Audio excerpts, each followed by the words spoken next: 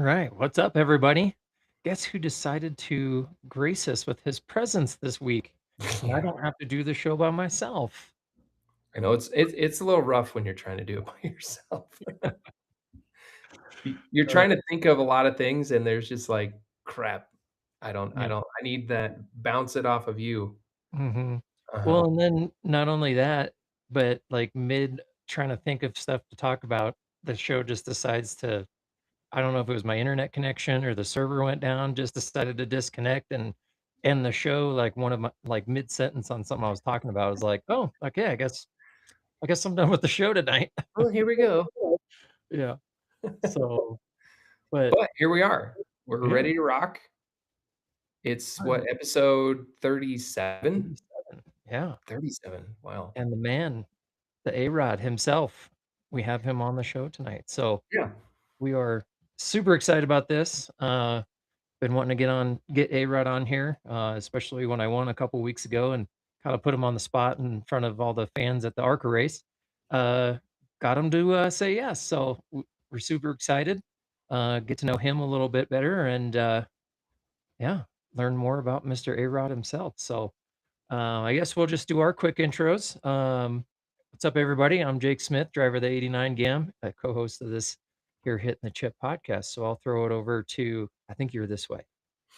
Yes. Well, at least on my end, I am. But, yeah, I'm Jordan Smith, driver of the 13 GAM. Super excited about this one, like Jake said. We're going to do a quick commercial, and then we're just gonna jump right into it. Get to know him, ask him some questions, get your questions ready to go because there will be some time towards the end of the interview that you guys can ask A-Rod some questions as well. So, this is gonna be a lot of fun. Stick around, and, here we go. Oh, I totally.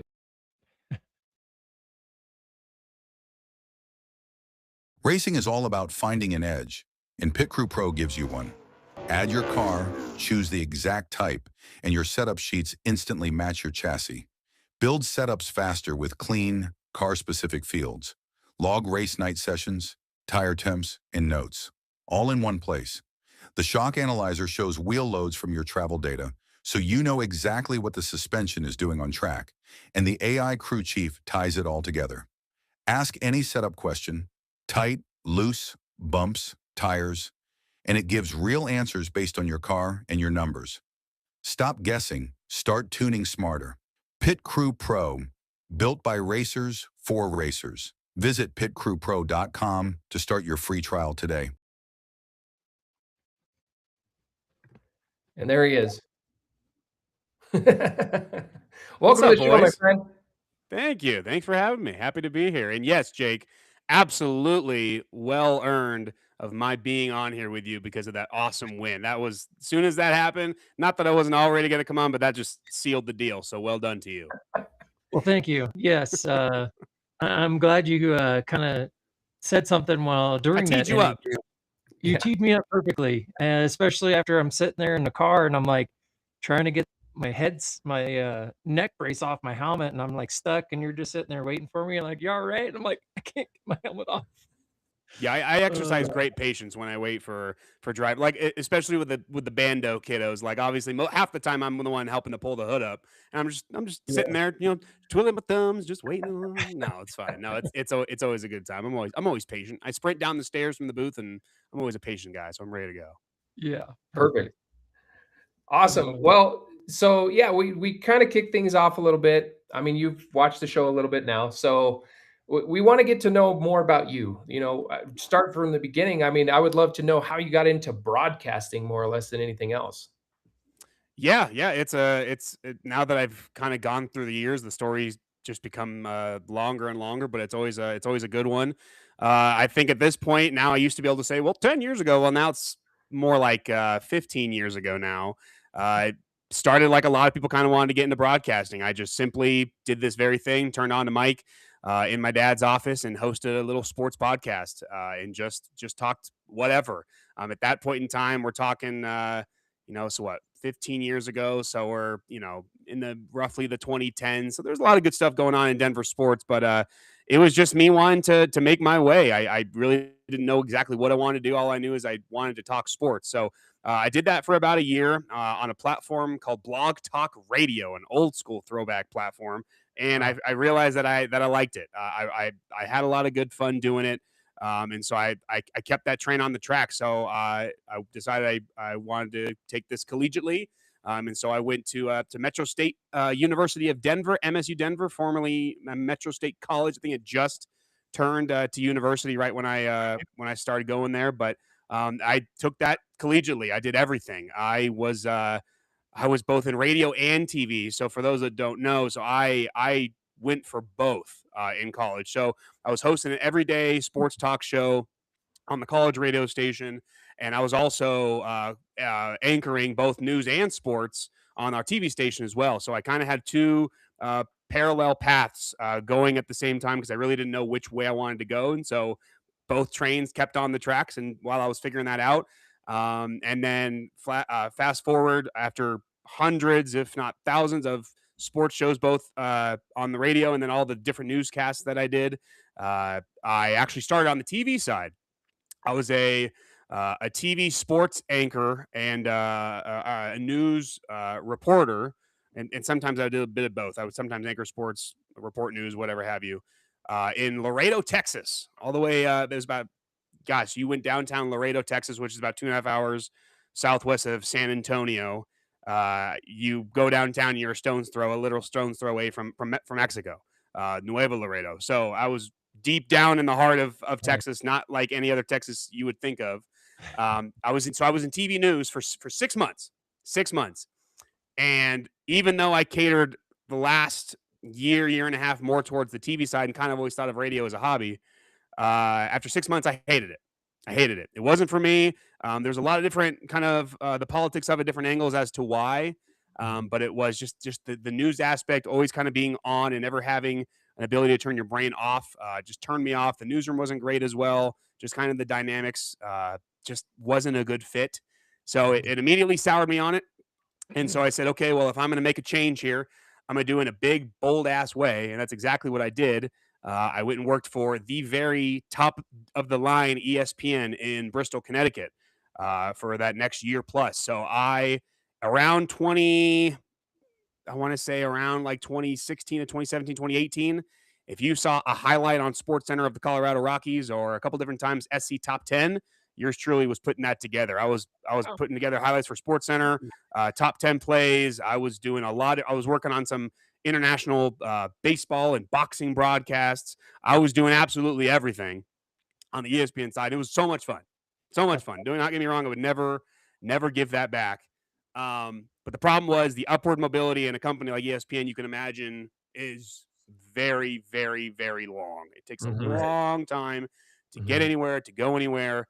And then on the personal side as well, to bring it back to college real quick, I met my now wife, then girlfriend, when I had left and we had gone long distance for 2 years.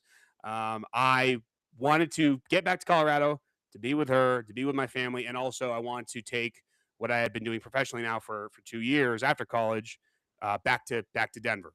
Mhm. So in roughly 2018 ish, I go ahead and made that move. I got a chance to come back and cover the Denver Broncos, which is still what I do now. But when I first started, I now station that has gone under, that's no longer around anymore, called Orange and Blue 760.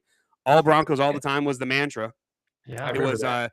yeah. So I was on the launch of that station, and it, for a lot of different reasons, just flopped. When it comes to advertising and ratings and everything that goes into it, it's under the Mhm. iHeartRadio umbrella. So for those that aren't aware, here in iHeartRadio Denver, there's, I believe, 9 stations.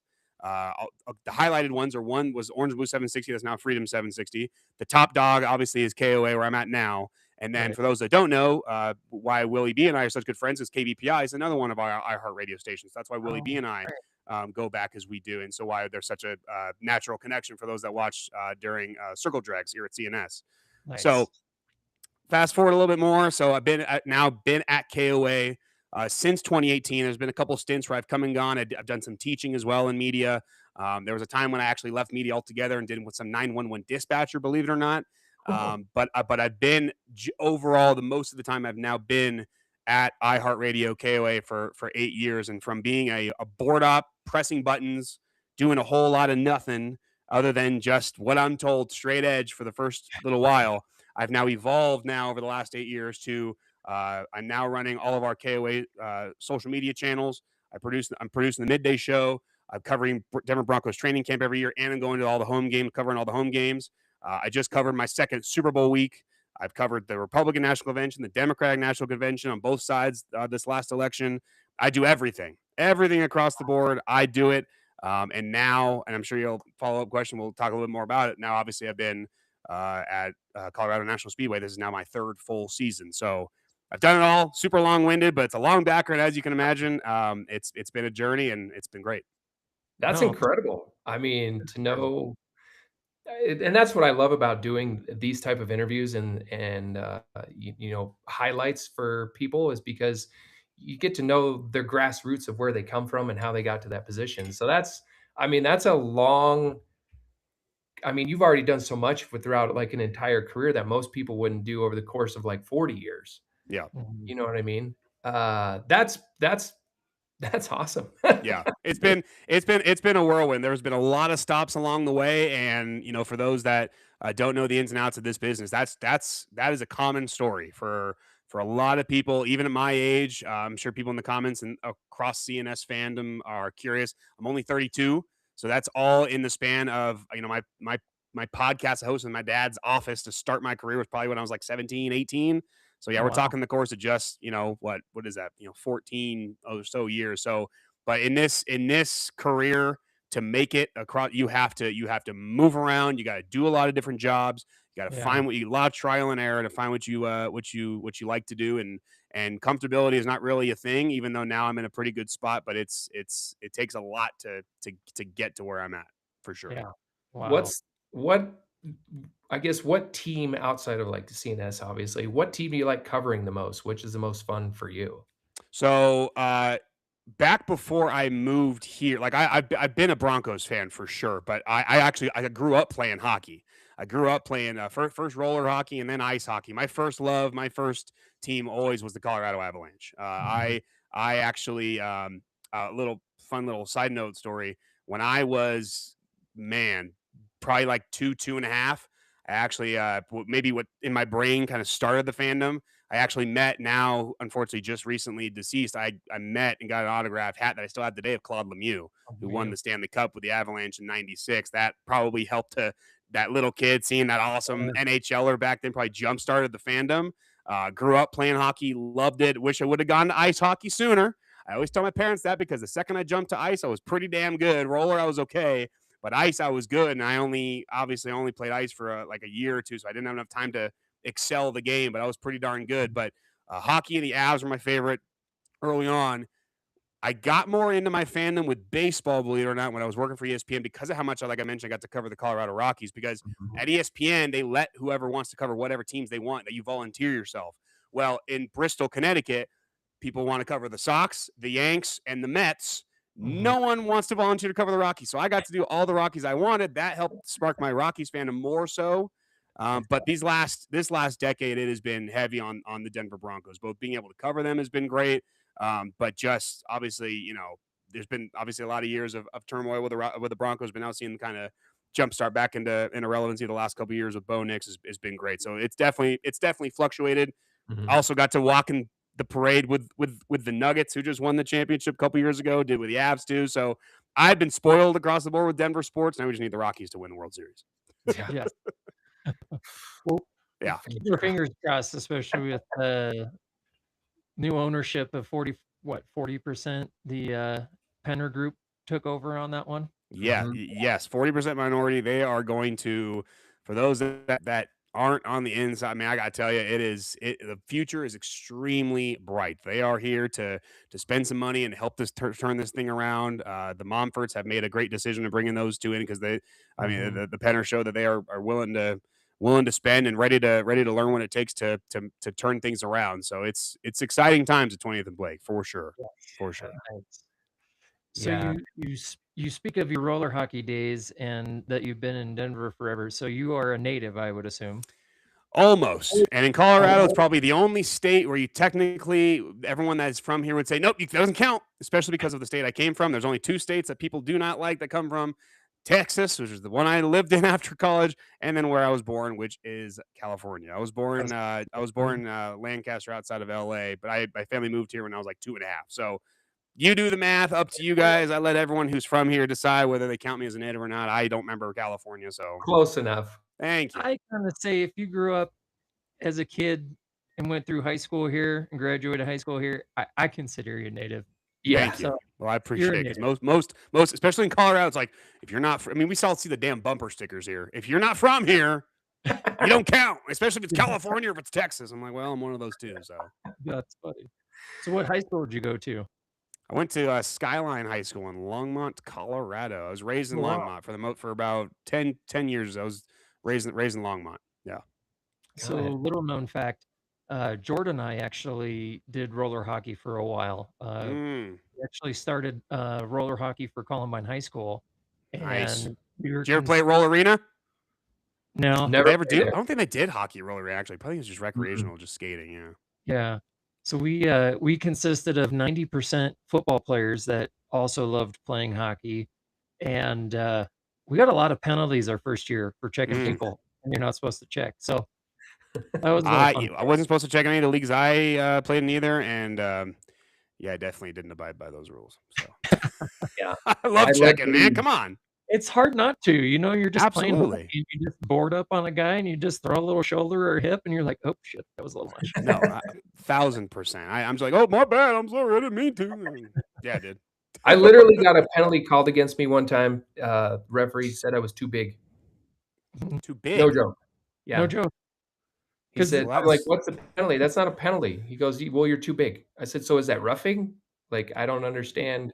He in goes, addition to "Yes." doing something, or Yeah. like I that's think silly. because he, like, shoved somebody off the puck so easily because they were, like he was, like, a third, of George's size at the time, that he was just like, "Well, I gotta call something, so you were too big, you go in the box." They should have at least like pulled you off to the side after the fact. Like, listen, I'm just doing it because like we got to even it out for the little ones. You know, Right. got to Like, even the playing field. But if you just not even give you an explanation, that's some bull crap. I'd feel better if he at least explained it some sort, but, Yeah, like, really? What you no, what? that's Because 'cause dumb. I'm 250 pounds? Like, come on. Yeah.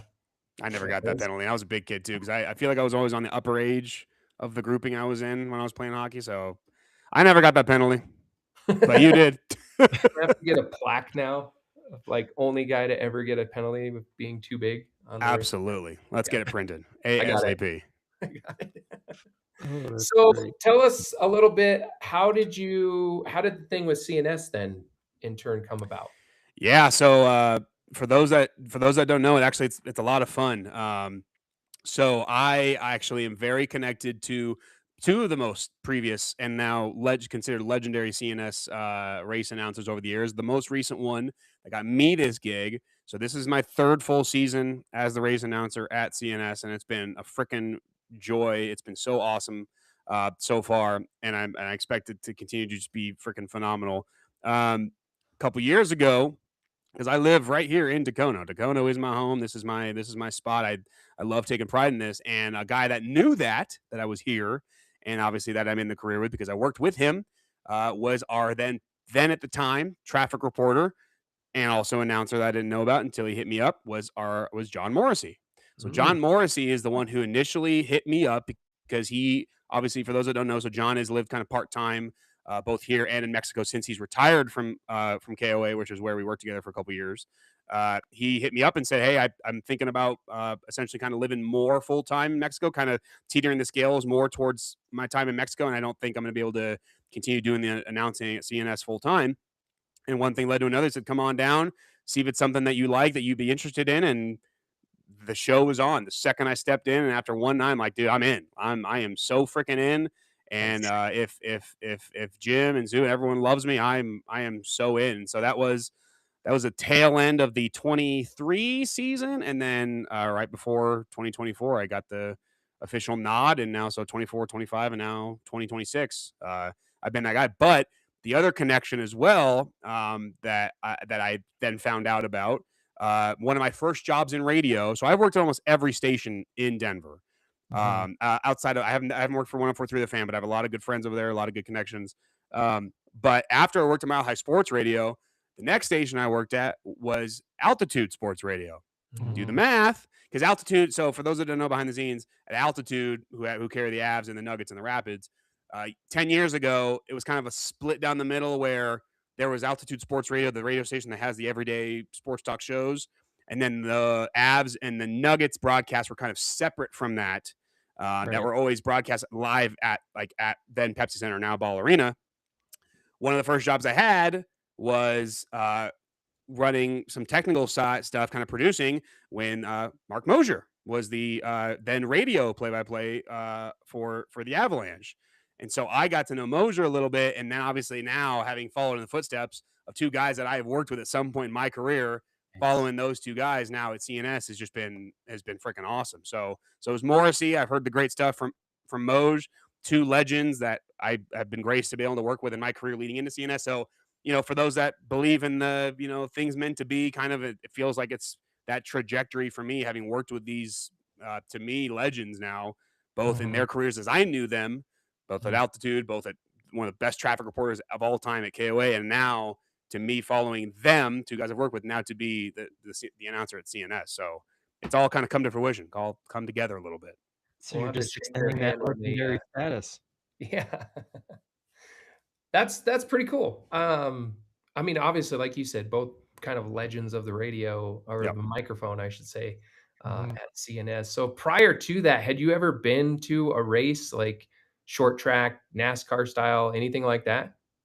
I don't think so. I venture to imagine that growing up, because I like my uncle who lives now in Vegas. I venture to guess that growing up we probably went to some stuff. I know I was into racing more as a kid, but my family, we were locked in on going to Avalanche games, or we were going to Rockies games. Like I was not.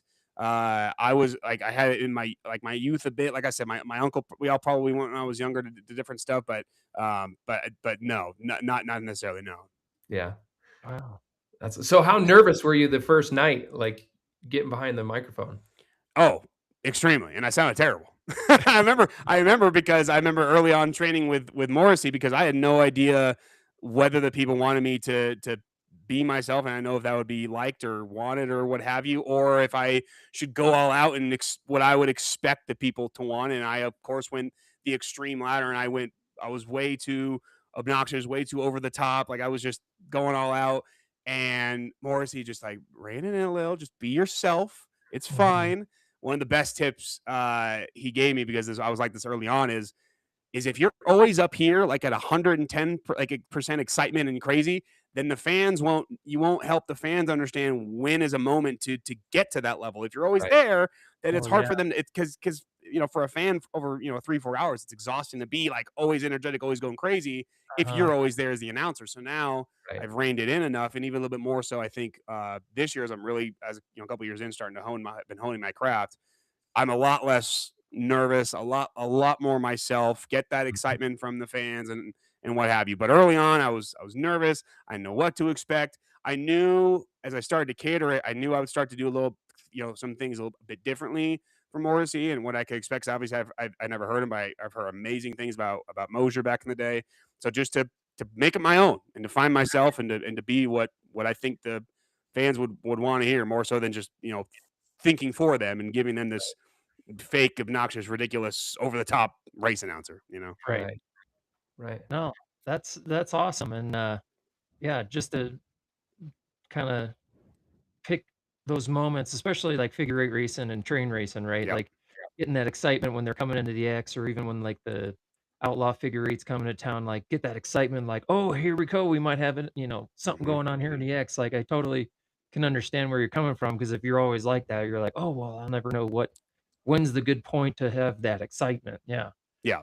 Yeah. And it can be exhausting for the fans too. Like if as the announcer, and I felt it early on, I just didn't know how to before I knew how to adjust that. I could feel like the visceral, like, oh, he's still up here. He's still like that excitement. Mhm. Like, we don't know if he's gonna bring it down. We stay up there with him, try to be excited all the time, always calling for us to Right. be excited, or calling for this, or action in the X, or trouble, or Mm. whatever. Like, soon as I figured out how to maneuver that in myself, then I started to feel it viscerally. Like, okay, Right. the fans are along the wave with me now. Now I'm starting to find myself, my voice, and what I think the fans want, and the Mhm. response from said fans and management, everything started to follow that as well. So it was Oh, that's nice good. to eventually go into that. That's awesome. Yeah. So then, like, during races, I know it's kinda hard to watch everything, right? So Mhm. are you kinda listening to radio control or race control to also kinda find those moments of like, "Oh, there's a spin off here in turn 1," and, like, then direct the attention over there?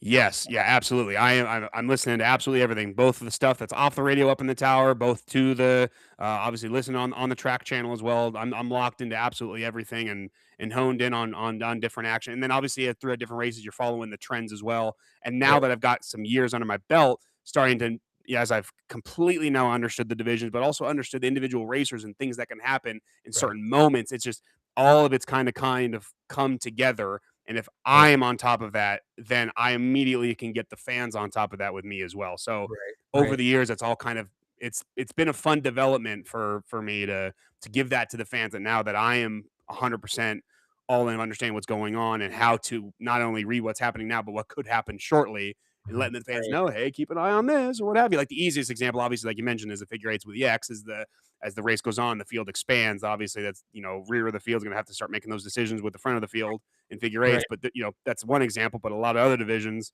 it's easier to start to figure out what could happen and when, and that's where I can click in with the fans and let them know what's right. about to go down. Oh, Well, and on top of that, the storylines that happen throughout the year, right? Yeah, Like, you can start to help build that. Because it's kind of funny, like racing, you never think there's really truly storylines for that kind of thing. But yeah, oh, this happened earlier in the year. These two have had a little bit of a history with each other, that kind of thing, and be able to highlight it yeah. throughout the Yeah. season. Tell that to a guy, Travis Rowe in the trucks, who won that first one this year, but has come so close a couple times throughout the years. I know he's got so many second, third place finishes, or mhm, whether it be the battles, like of Jeremy Wall and Wolf. There's so right, many across all the divisions. Like I said, once I've gotten to know all these drivers and how the Yeah. divisions have gone down, it's made it so mhm, much more fun for me because my number one thing across the board in my career always is this mantra, which is I'm not always going to be the most talented or the best, but I'm always going to be the most prepared. So the mhm, fact that this preparation has some of it has now become second nature, getting to know the drivers and the divisions and the trends over the years, when that right, stuff can just kind of come to me without having to think about it or look it up. mhm, That's made me like a better announcer, and I have more fun doing it too. Yeah. right, Yeah. What Okay, so now that you've done this for a few years, you've gotten the chance to, see some characters as they get out of the race car. Yeah. So what have been some of, like, the best moments for you? Because I know, like, what was it? Marcuson just comes over and grabs the microphone from you and then kinda goes off in his little tangent. So I'm sure there's some moments like that. Give us a little bit of your insight of, like, what are your favorite ones so far? Oh man. Well, trying to think some of the key ones. So obviously, you know with like Jeremy Wall is one of my absolute favorites. mhm, Having him kind of maneuver with me on different like I've now learned how to set him up Oh, in a way where he will obviously give his thoughts. And he's obviously an excellent freaking driver, but right, I definitely love his ability to to take a conversation and make have everyone in the stand understand exactly his mindset. And so mhm, sometimes he pops the mic and he takes and he runs with it. But in the contrary, in that same division, and you could maybe start to understand. I try not to pick favorites, but I really do love the figure eights. Seeing now this year, Michael Wolf, who's now got more feature wins than he did all of last year, to now start to make it a really, really fun battle between those two. Where at the end mhm, of the day, it's always come this close for Mike. mhm, Now to see those battles, it's kind of made those conversations with Jeremy and now with Wolf, who does his Wolf howl to the entire crowd, made the conversation with Jeremy a little less if Mike wins, but it makes it more fun now when it gets back into winners lands. Like, okay, well here, you know, you're back where you've been, a million times over the course of you winning 9 championships. So mhm. right, I always I always love stuff like that. So I'm all about it. But the other thing too, another one that stands out immediately, I love the bandos. I absolutely love the bandos because you can see, because we always say, obviously, the talking points is always the fact that this is the future. So many future drivers at CNS are going to come from this division.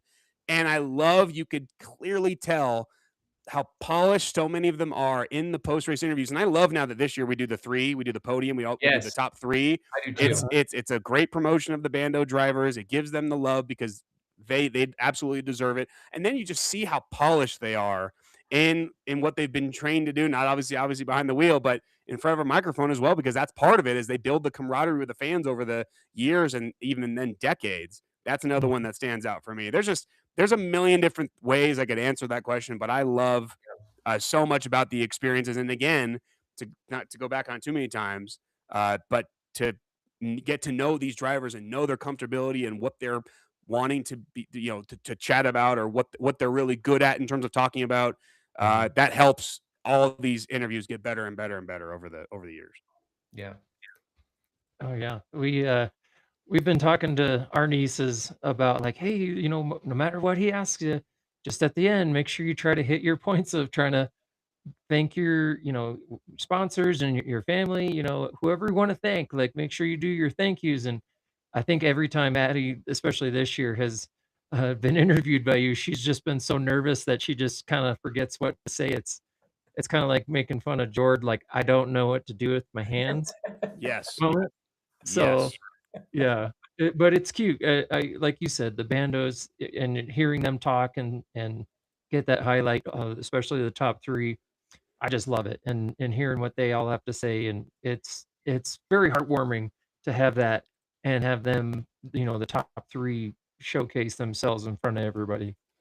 Yeah, it's helped me over the year, like with the bando specifically, is like obviously these are such young drivers, like helping to steer them in those interviews. And like you said, I now towards the end, if I haven't seen them or heard them do it yet, I'll Mhm. lead them towards thanking the families, thanking the sponsors. And so it's Right. like that's part of the joy in it, is like understanding what divisions obviously are way more experience in that realm, and others that with the bandos that need to get guided in that sense, and it all works out great. And again, another big shout out for us this year doing that with the three bando drivers. It is so freaking cool seeing them Mhm. all line up, all three together in that victory square. It's awesome. Yeah. Yeah, and then you mentioned Mike Markison, bless his heart, and I will let it happen every freaking time until I'm told to not let him take the mic anymore. And I have not been told that, and I don't anticipate being told him, because when he takes it, it's a treat for all of us. And I just Yes. let him riff. And sometimes when I'm like, we got a couple minutes, I look at my watch, like checking the schedule. I'm like, have at it, Mike, Yeah. because that is a treat for all of us. It's a treat for the fans. They all love it, and he also talks right into that thing, and everyone can hear him perfectly and knows every Mhm. single word he says every single time. And I love That's He it fun. every time. his enthusiasm when he gets into that, and that's the best part about it too, is he doesn't take any one of those wins for granted. No. So he just lets it rip because it's exciting. I love listening to him, and I just have to chuckle because yeah, when he rips that out of your hand, I'm like, oh, here we go. Yep. This And is I'm gonna be a good one. totally, and for those that are always wondering, like, oh, he's always taking the mic. Always totally okay with it every time. Every time. I will let it happen anytime he wants. It is Him and awesome. Vettorelli, yeah, they're the Yes. 2 Yeah. notorious, yeah. Well, even just Absolutely. Jeremy, that last race, he's like, "I'm gonna take this for a second." I was like, "Okay, here, it's one of those interviews. Hmm. Alright, here we Yep. go." Yeah. And hey, if the mic gets taken from me, it's not on me anymore, but what's said. I'm just like, like I didn't say it. What Yeah. you talking about? Well, and I was since I was on the show myself last week, I was trying to talk about Jeremy's interview a little bit, but kinda would love to hear your kinda thoughts on it, but I just liked how, from what he said, you kinda chimed in and kinda directed it not only to kinda stay on subject, but almost, like, bring it back a little bit to what you were talking about, like, the hitting points of, like, so far what's going on this year, him and Michael Wolff going back. Yep. I was like, "Oh, perfect, A-Rod, that was great." Yeah, But no, yeah, what were your thoughts on that? you gotta steer back to it. Obviously from a technical standpoint, the record books will show. For those that don't know, I led into the fact that no surprise for those that have watched Jeremy Wall race over the years, but You know, there have been plenty of those sweeps. You get the quick time, you get the dash, you get the feature, and in that instance, obviously that night, with a technical standpoint, the record books will show that he got that dash. Obviously, it was a position placement, a position penalty for Mike that took that dash and gave it to Jeremy. From a technical standpoint, that's what it was. I totally understood if he wanted to Mhm. voice his opinion about how he does not believe what I said took place. From a technical standpoint, it was, but I understand where he was coming from. And like you said, Right.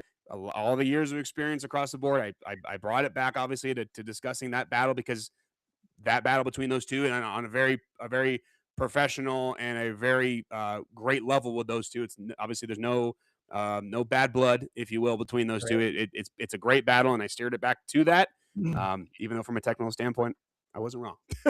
you know, so Yeah, because we get to see the behind the pit wall aspect of everything that goes on that you don't quite get to be privy to see yeah, it up close and personal, um, but I have to say that was one of the greatest interviews I've ever seen in my life. I mean, I was laughing during that entire thing, but that's because I know Jeremy so well and have gotten to Mhm. know him over the course of the last 5, yeah, 6 years.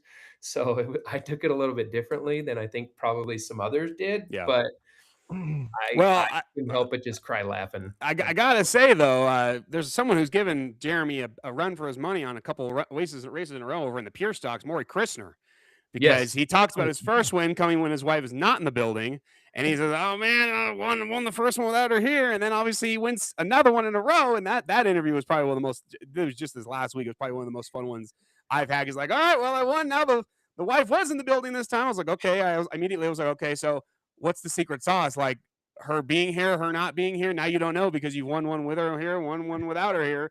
And he goes, and then he smartly says, "I think it's probably best that she's in the building. Help me." I'm like, good answer. That's a trick Smart question, man. sir. Well done. yeah. You can continue racing now. You don't have to Yeah. sleep on the couch tonight. No, no. I set him up, and he knocked it out of the park It was in a good wisely. way, not in the Yes, wrong way. it was wisely. Yeah. That's great.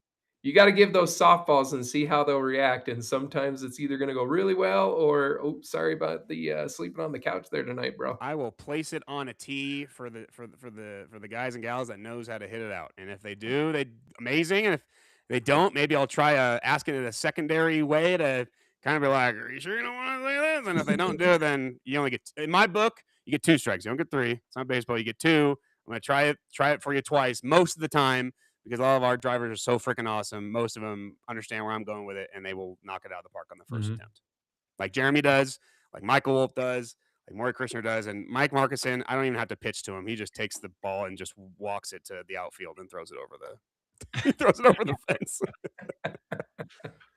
Oh, So do you that's find great. yourself watching more racing out well, like, when you have some time free time, do you watch anything like Racing America or any of those, platforms? Absolutely, I do. And the funny part is I'm watching some of the guys that have come through here. Like I've kind of over the course of the last couple of years kind of become more of a fan now, following both Kevin and his son Keelan Harvick. Those are two for sure. I will Mhm. say before I forget to mention one growing up, Jeff Gordon for sure was one of the ones that one of my buddies growing up was a big fan of his. So I remember I was locked into him for a long time. Truex has got some ties here as well, but I Mhm. will say, like the ARCA guys, the Menards, watching them as they travel around has been great. And then some of the drivers that have come from CNS following them. But I must say, and I mean this not just because of that right there, but because I truly love this racing at CNS the absolute most of any racing I watch on any level. Mhm. Because at a local level, especially, and again, some of it kind of locks in with some of the local ties. The fact that I have lived now here in Tacoma for going on almost 6 years now. I think the local connection and being the announcer has obviously given me a admitted bias to it. But on a weekly basis, all the divisions I have become so much more of a fan, not just as the announcer, but just of all the different racing families and all the different divisions and the history of CNS over the last 65 plus years. It's been an absolute treat. So I know it's a little bit of a cop out, but it really is true that the racing here has become my favorite of any racing I've ever watched throughout any point in my life. That's Um, awesome. Yeah. So, with some of the series that come into town, like ARCA or Cars Tour Mhm. or the Outlaw Figure Eights, those guys that come in for like flow racing or the low budget guys. Oh, well, I guess technically the formerly low budget guys now kind of float more flow racing. Do you ever get to kind of like communicate with those guys, talk to those guys, kind of interact with what they do, how they like to do things? And then second part to that question, are we going to see you kind of when those series come into town get on the show and be with them kind of announce during some of those shows? So I know, on a weekly basis, they obviously, low budget, which, like you said, now kind of Colorado, the streaming platform for CNS, but still kind of on that low budget umbrella. Like they typically on a weekly basis, it's not the main traveling ones they have, just the one or two, normally just the one operated camera crew that they sit up top, and then they take my feed. Very often for the big notorious ones, they will either fly in Tommy from low budget or the rest of their crew, or they will just outsource to guys. Think back in California, and they will just stream the video that's being shot here locally, but then they will do the national broadcast. I think that's probably how they kind of envision doing it, and probably will continue to do so. But they very often, I would say, 85, 90% of the time. I always like when they tell me it as well, because that way I can cater some of my announcing, not too much, because obviously at CNS for the fans in the stands, that is my absolute primary objective, to cater things to them. But I do like when they do tell me when I am or am not being carried on the stream. That way I can kind of feed some of that stuff in. But there has been some big races. Nothing exactly comes to mind of which ones, because it changes kind of often in the last couple of years about which ones they carry me and which ones they don't. But I don't mind either way. I'm fully supportive. They're all a bunch of great guys and gals that run that stream or do the broadcast, or like you said, whether it's Arca, they're doing their own people, or if Flow obviously is carrying it nationally, different level. Doesn't bother me one bit. But I do. It is kind of cool sometimes to ever to have that be carried and cater some more stuff to, like, okay, well, for those watching on Flow or low budget or what have you, it's cool to cater some of that stuff. But it doesn't bother me if they have their own people or whatever. But to answer your last question, yeah. Some of the big ones they do carry me on. Some of the times they let me know, and some of the times I find like, oh, I was being carried on the stream today. Okay, good to know. Like, but it doesn't matter to me. Nice. Yeah. Are there any racetracks that you want to go visit? Like a NASCAR level or even just other short tracks around the country that you Um, wanna go see and just experience? Honestly, what's the remind me of the name of the track that they're renovating? That I know Hilton's Adams renovating down Oh, south. It's near uh, actually where Pipeline Speedway at Beacon Hill. now that's kind of cool. So because my parents actually live down that way. They are a little outside of Pueblo. Just for selfishly being on the way, kind of, because I've seen that for Mhm. for a long time. Having visited my parents pretty often on the way down there, I see it all the time. And when I saw that news, honestly, that was probably one of the ones immediately that came to mind. But other than that, I mean, the obvious answer, like I haven't been to Daytona. Like Daytona would be pretty freaking awesome. I've had some opportunities over the years, but only because I'm nearby. But I see the tracks, and wherever because I've traveled. Fun fact, like I've been to 49 of the 50 states in the U.S. Alaska's the only Wow. one I have not been to, and I've gotten I probably could have taken advantage of some opportunities of going to some, and I always lose track of time and don't get the time to do it on said vacations. But Daytona would be really cool. Like I said, selfishly, the one on the way home, on the way to my parents would be rad. But I'm also spoiled that I get to go to, I think, especially fan wise, one of the best ones in the country, right here, 5 minutes from my house. Yeah, Yeah. yeah. I'm sorry, I said High Plains, it's High Banks Speedway. High Banks. I gotta correct myself on that one. Yeah. But yeah, Close. You were close. close. Yeah. We Well, we if you ever get Go the ahead. opportunity to, especially in the Midwest, there are so many great local tracks there. The ones that we went to last year, we talk about a lot. Owasso Speedway, just Mhm. the facility itself is amazing. They redid this entire track, and I can't remember how many like they put into this place, but I mean, it's like probably what, like 10 acres of concrete, I think they Mm. said, Yeah, something it's like that. The amount of concrete they put into this place, and amazing. it's fantastic place. So if you're ever in the middle of nowhere, Ovid, Michigan, Owasso Speedway is just randomly in a cornfield. Yeah. Yeah, I'll put it on my list. and Five Flags Speedway in Oh, yeah. Pensacola, Florida. That was Snowball derby.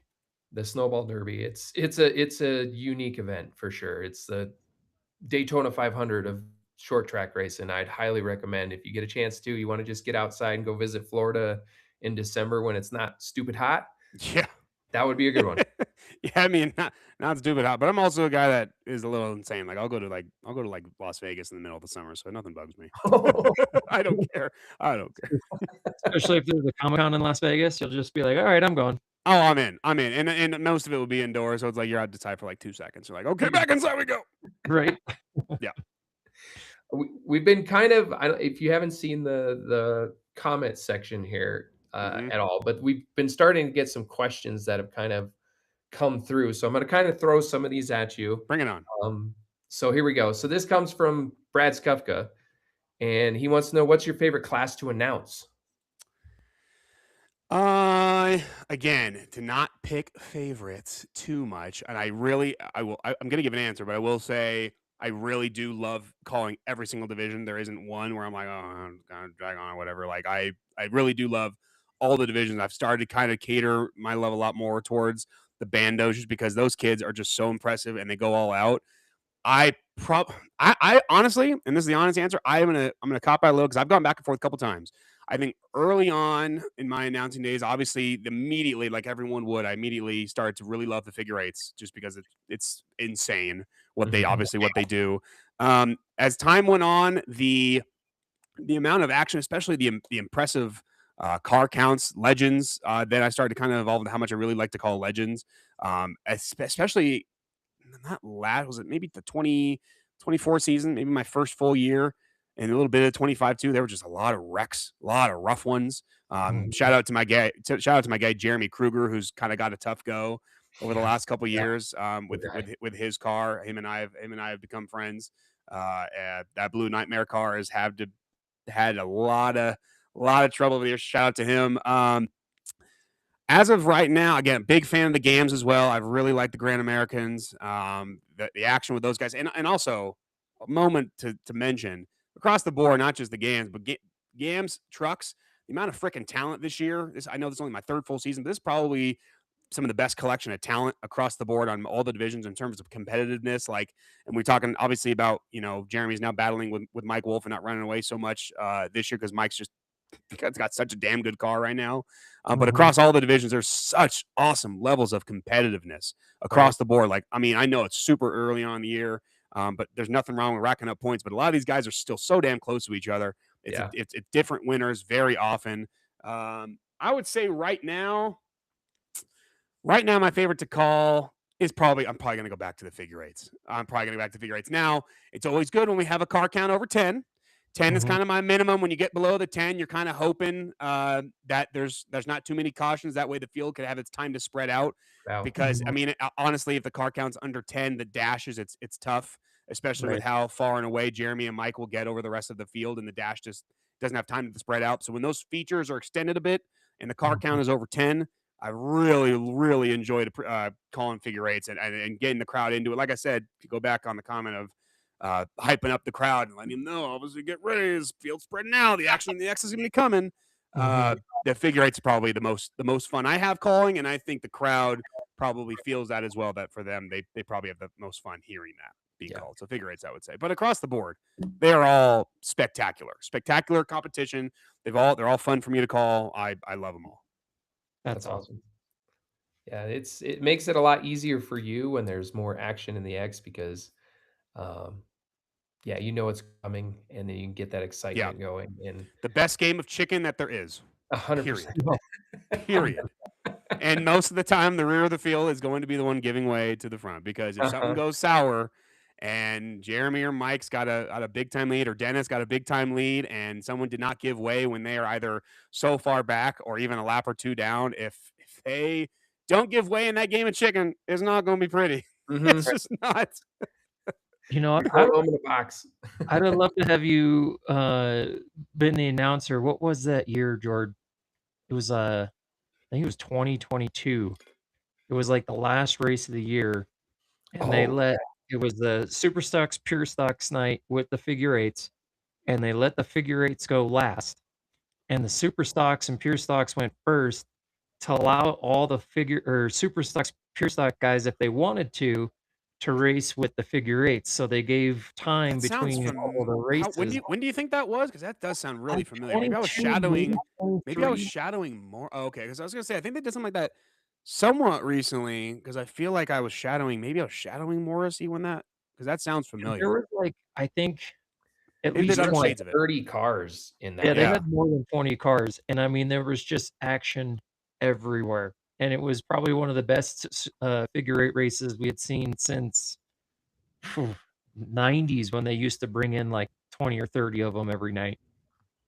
Yeah, Yeah, it was end of 20. 23 people are Scott said end of 20. commenting. Yeah, Jenny said end of 23. So yeah, it might have been when you were sitting with Morrissey Yeah, because it sounds shadowing. really familiar. Yeah, it had to be. And I might have either been shadowing or him because early on that first because I had come in like the last at the very least, like the last third, maybe even the last half of the 23 season. And there was a moment where he started to kind of transition me into like he would call I would call some of the action, he would take it back for some of the bigger stuff. We go back and Mhm. forth. I would then start doing the interviews. That race sounds that sounds extremely familiar. I either was there or called it or watched John call it because that was It was awesome. the Yeah. I some remember that. people were saying it was the Halloween race of 2023. Okay. So, Yeah. Okay. yeah, we need to Well, have there one you of go. those nights again where, we just allow the super stock guys to come in, pure stock guys, if you want, get your cars changed up, and let's get like 25, 30 of them things out there. That would Mm, be awesome. bring on the mat. I do. Yeah. I would. I'm gonna see what I can do because that Okay. was spectacular. That was so. That was that's a yeah. That's a good mention. I have no pull whatsoever, but I'm gonna mention that I would love to see that again. Yeah. Just for my own sake, because I love the figure eights, I wanna call 30 of them out there, so we need to make this happen. Yeah. And I venture to guess a lot of the drivers would be down for it Um, for I would sure. I Again. would assume I would assume that as Yeah. well. So this next question is kind of tiered towards fan involvement. So I'll kick this one over to you. Have you ever thought about doing like a DJ post on Facebook on race day? Fans can request a song and then you choose a couple and play those. I have thought about doing something along those lines for sure. The one thing, obviously, it's tough because if it's day of, I got to be quick on the trigger of checking, obviously, to make sure there are fan friendly songs, which I obviously go through my entire repertoire of songs and filter in the fan favorites, the fan engagement ones, and then obviously requests as well. That is something I have considered, something that I could definitely continue to consider. I will chat with the powers that be and see if they think that'd be fine. I Okay. can't think of any issue with it. I think that'd be really cool to mix in some stuff people want to hear, or right there at the race too. While the people that are in the stands can do that as well. I think I might have done it once, like early on in my announcing. I'm trying to remember. I think it was somewhat decent engagement or something along those lines. But I I'm think I always open. remember I'm always open to it. I think I remember that because there was a night I was watching. We weren't at the track and we were watching the show, and you had told people to go on Facebook or comment somehow and give us some songs to play. Hmm. And actually, the song that I had mentioned you started playing, and that was Blink 182. All the Yes. Mm. Yes. And around the time of the Avs and their great success, there's nothing wrong with playing that. Right now, people might be a little bit sour about it, but that's okay. 100%. I will be the first one to request Gangster's Paradise. Just throwing that out there. Googling now is Gangsta's Is it appropriate for Paradise clean? Apparently, the standard version of Gangsta's Paradise by Coolio is completely clean. Okay, there we go. I would not have guessed that. I would have bet my money the other way for I sure would that it's not. You can But throw in also, I would be, for those that know me, I'd be much more inclined to play Amish Paradise by Weird Al. There you go. The Okay. parody of it. We can do Okay. that. Yeah, but That maybe one. I'll do both. I'm in. Mashup. There you go. Oh, there's nothing wrong with a good matchup. Mashup. Absolutely. Just go back and forth. One channel have one, and keep going back and forth, play them at the exact same time, and I like that. fade in one, and fade out the other. Okay. Next one for you. This is a great one. Any thoughts on getting in a car if you hadn't already? For those that don't know, I have indeed. It was with a great young little driver, Keelan Harvick. What was that? Not last year, the year before that, when I got in the car with Keelan. and then Kevin was driving in the other one. So Kevin was driving one. I was with Keelan. I believe Kevin was with Chad. I think it might have been Chad. Yeah. Oh, is this when they had those brand new Corvettes out at the track? Yep. Oh, Nice. that's right. Uh-huh. That's right. That was last year. Yeah, that was last Just year. last year. I'm like, it feels like a while ago. So are we gonna maybe see you take your daily driver out on the circle drags one of these days? Have you some of those circle drags that have gone down? I think it might behoove me to stay away from those based on some of the wrecks that we've had, or to drive even my own something out there. Probably would be smart for me to stay up on that flag stand and watch everyone else do it.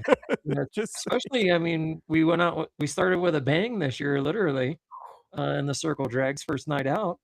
good Lord, that It's was still sitting there. I just when you think you've seen the worst one, then the next worst one happens. It's Mhm. like, dude, it's unbelievable. But I love circle drags. We love circle drags. The fans love circle drags. And Willie B Mhm. is my guy. Seeing him come out and now do circle drags with us is just a hoot. We have so much fun. Was it last year?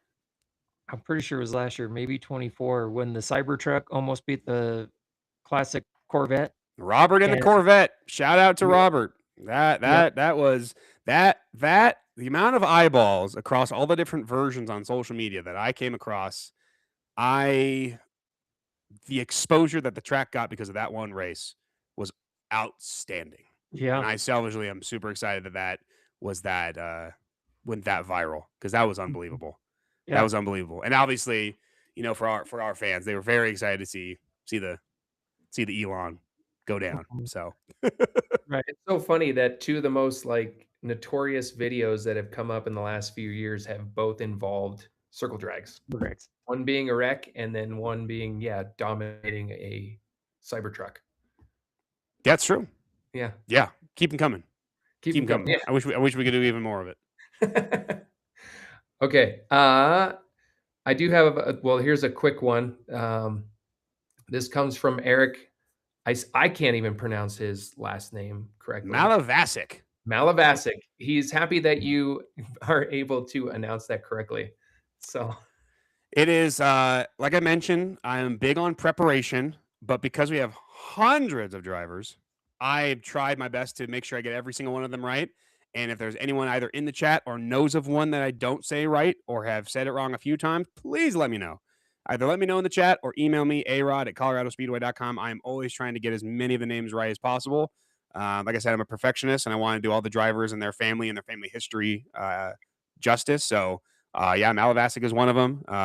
There's quite a few that could go either way, and I'm like, I think I'm right, and then I'll ask people that have been around for years, and they go, yeah, I think you're right. And I'm like, okay, I'll keep hoping I'm right on that one until someone tells me otherwise.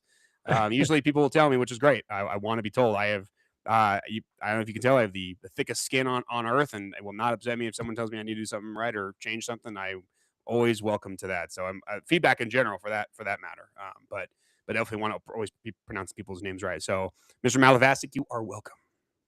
We are the same way. We look at a name and we're like, I know I'm gonna get this one wrong. So I try to get as close as I can. Mhm. As close as that's I can. where nicknames come in real handy. Mhm. Yes. Yes. The cheeseburgers of the world, the blue nightmares of the world. Yeah. Yes, absolutely. So funny you say that because Mr. Cheeseburger himself, I'll show this one here. What's your favorite nickname of all the drivers? It is hard to beat Ian Clark and Cheeseburger. I love that nickname. I will put it on my Mount Rushmore, and I won't tell you the placement of any of them, so I don't offend anybody. But Ian Clark and Cheeseburger is on the Mount Rushmore. Selfishly, Blue Nightmare of Jeremy Kruger is up there because I gave him that one, so I'm a little biased to that one as well. I'm trying to think. There's a lot. We have a lot of really, really good nicknames. Mhm. I gave CJ Wilson the Bearded Brawler, but he also wants to be called Mr. Saturday Night, which is interesting. I'm sure. We'll stick with I Bearded love CJ. Brawler. Yeah, I love CJ, so I'm all about it. I love when I get to go Bruce the Moose. Yes. Yaki. Like Mhm. that's fantastic. Maverick Office. I mean, there's a lot of damn good nicknames. There's a lot of good ones. And the problem is I had a laundry list too of even more of them. And one of the places got cleaned out when I had one of my sheets, and I had a digital version of it somewhere that had even more nicknames that I either had or people gave me, and I don't know where that sheet went. So some of them I'm Ah, like, oh yeah, I remember that one now, or someone reminds me of one, and I gotta remember. But mhm, all the nicknames, inject it all. It's all about the fandom, both with the mhm. drivers and then obviously with the fans that eat that stuff up. I mean, I got to imagine people love when I call Ian Cheeseburger. Like people first probably go, "What the hell?"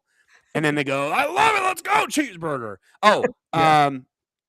Liam Hammond and Baby Knight Rider. I keep asking him every single time. I was like, do we have to get rid of the baby part, or do I have to call you Knight Rider now? But and he's like, no, we can keep calling you Baby Knight Rider. I was like, okay, so at least until you're 18 at the very least. But Yes. maybe you'll just always be Baby Knight Rider. I don't know. That's kind of like Sid the Oh, Kid. yeah, Dustin Camp and Bacon. I'm sorry, I see him in the chat now. Dustin and Bacon, absolutely Dustin and Yeah. Bacon. I told you I'd piss off somebody, and he's absolutely on. He's A-Rod. absolutely on the Mount Rushmore. I am so sorry, Dustin. Absolutely, Bacon. Come on. Come on. I knew I'd forget somebody. I have a memory of a goldfish, as my wife tells me, and I try to remember all of them, and I knew I'd forget somebody. And that's a legendary one, Dustin. I'm so sorry. Oh, that's so funny. Oh, that is so Oh. funny. So, Ian got the cheeseburger moniker actually on the show.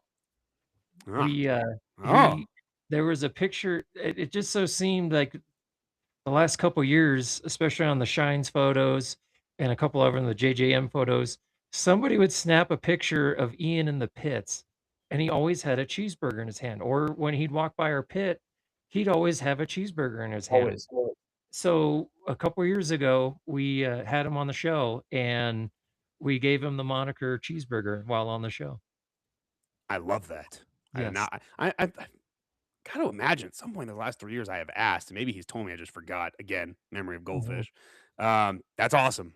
And now I want mhm. to. And now it's just like seeing like an elephant in the wild. I want to see now him eat a cheeseburger. So I'm going to try to seek him out and see if I can see this for myself. If it's so common, I should see it at some point. You Unless he's cut should. back on the cheeseburgers or something. Who knows? I think he said he was trying, but those cheeseburgers at the track are actually pretty good. So I mean, I can understand why They are. he always got one in his hand. So, They are. So I can understand that. mhm. 100%. But he's also getting that really nice mullet going again. Oh, It So God. is nice. It it, is damn nice. He needs to get in victory lane so I can talk to him about it. Oh, yep, please do. yes, Please. 100%. Oh, Oh, I'm please. gonna first word out of my mouth when I step near him is gonna be cheeseburger, and then just start talking about his mullet, and maybe towards like the last 10% of the interview, I'll say, okay, so now about the race.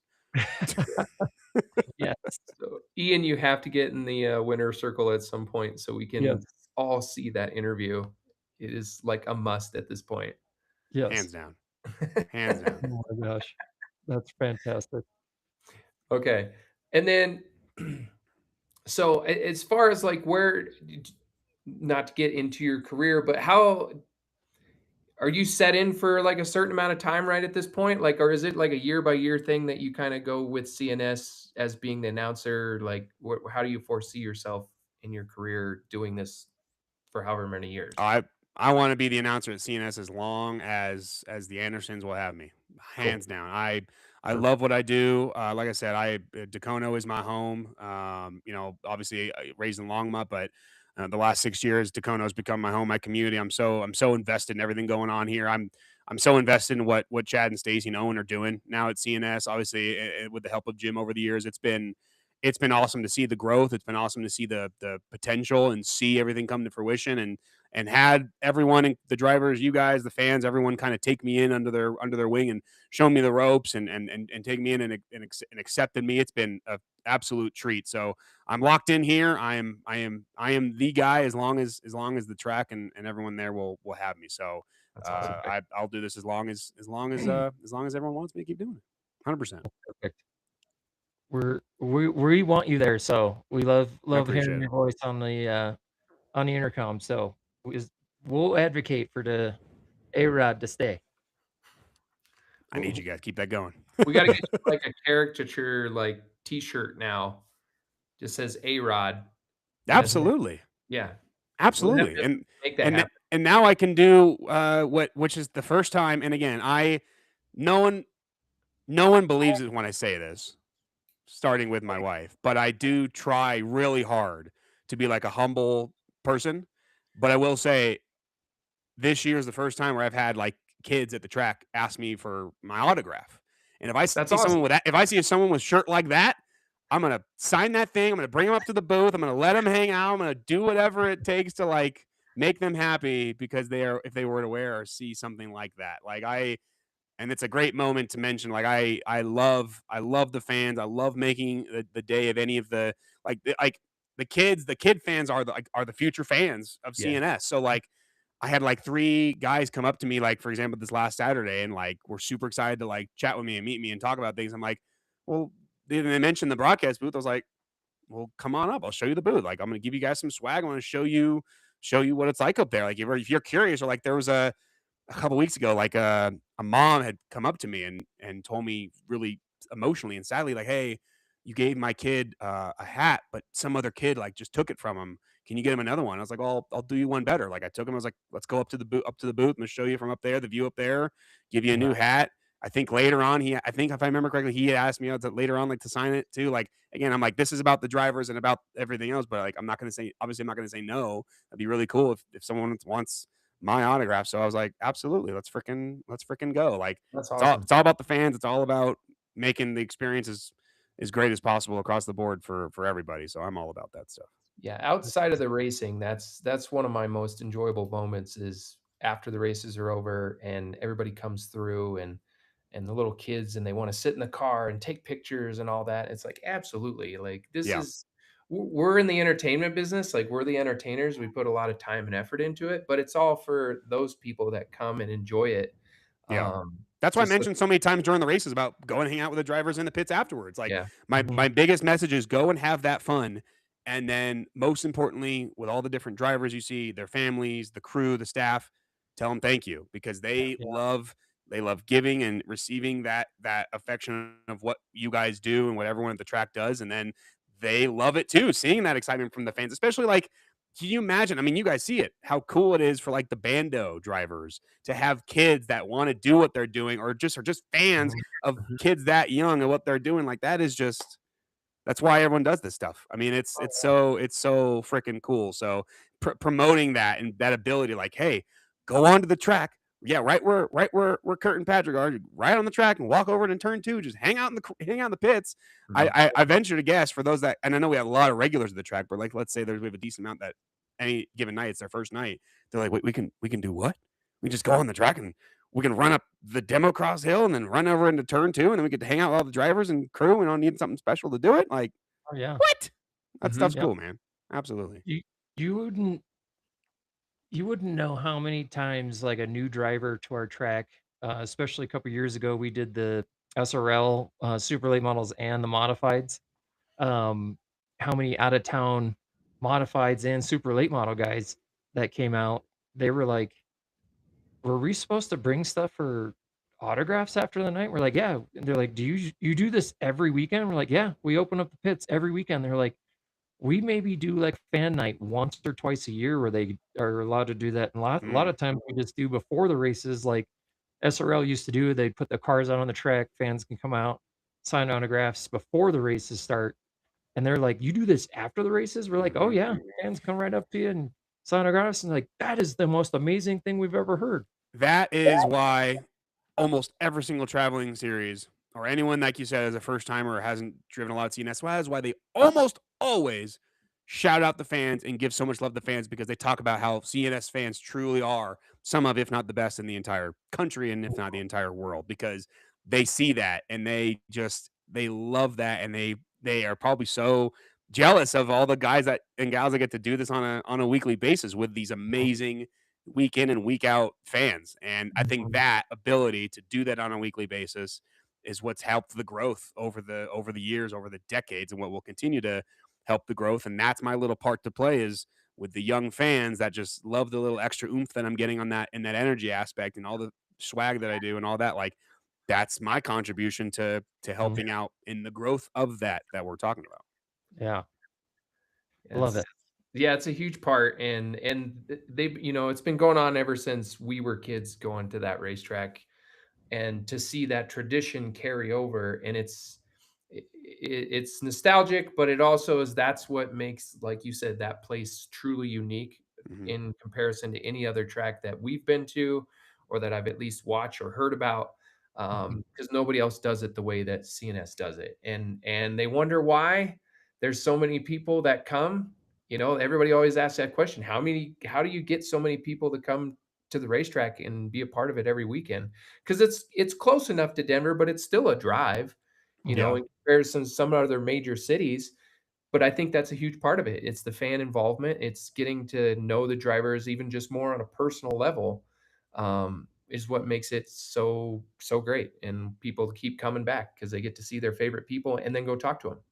Yeah, Mhm. yeah, and then it's just continued to grow. Like the Andersons have done such a job of taking that and evolving it even more. Like we're making sure that I know it's been done in different ways in the past over the years, but making sure that we, it'd be the different, the autograph session maybe behind the grandstands or traveling ones, or if it's a certain division sponsor night, then that division we're meeting the drivers and having so much fun with those driver intros or what have you, and then the interviews where I'm giving the drivers the opportunity to have the fans continue to fall in love with them as people, because once they get to know the people behind the wheel and then they can tie it in with the car that they love to see driving out there, I mean, it all just works all together in unison, and every little part is so orchestrated. And for me to just be a part of all that as much as I can is just it's just awesome. It's Yeah. super freaking awesome.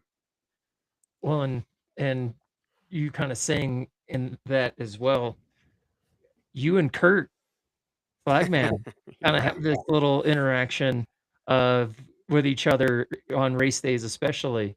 I also kinda saw some of the Facebook posts you guys have been going back and forth with, and I think he even asked a question earlier in the show. He's like, "Why do you hate the Flagman?" So, uh, tell us kind of about that relationship with you and Kurt and kinda how you guys it's almost like you feed off of each other sometimes, Yeah. during the races. Yeah, yeah, Yeah. and hour 12 in, I was wondering when it was gonna eventually come up, the little fun little manufactured tiff we've got going on right now, but, no, early on, it just came naturally because I think and maybe Kurt in the comments can help give more insight to my memory of a goldfish, mentality of when it first started where I don't know if it was just him off the jump dancing to YMCA, but I get the crowd to understand like Kurt's the guy. He's going to help lead the charge when that song comes Mhm. on. Everyone's going to go eyeballs to Kurt because normally it comes in downtime. Obviously, when we got either a big crash or if it's a rain delay or something, you got to fill the downtime. And so Kurt just kind of naturally became that extension of me on the track to help give the fans that excitement and keep their entertainment, going. And so, again, maybe Kurt knows. I think it was just maybe the first time I played YMCA and he just started doing it, and I noticed, and we just went with it. Um, Yeah. but then you have this. Yes, you referenced it, so I'll go ahead and talk about it because I know all the fellas are in the chat here. You asked about music earlier. There is one artist I just won't play, and that's Taylor Swift. I won't do it. I won't do it.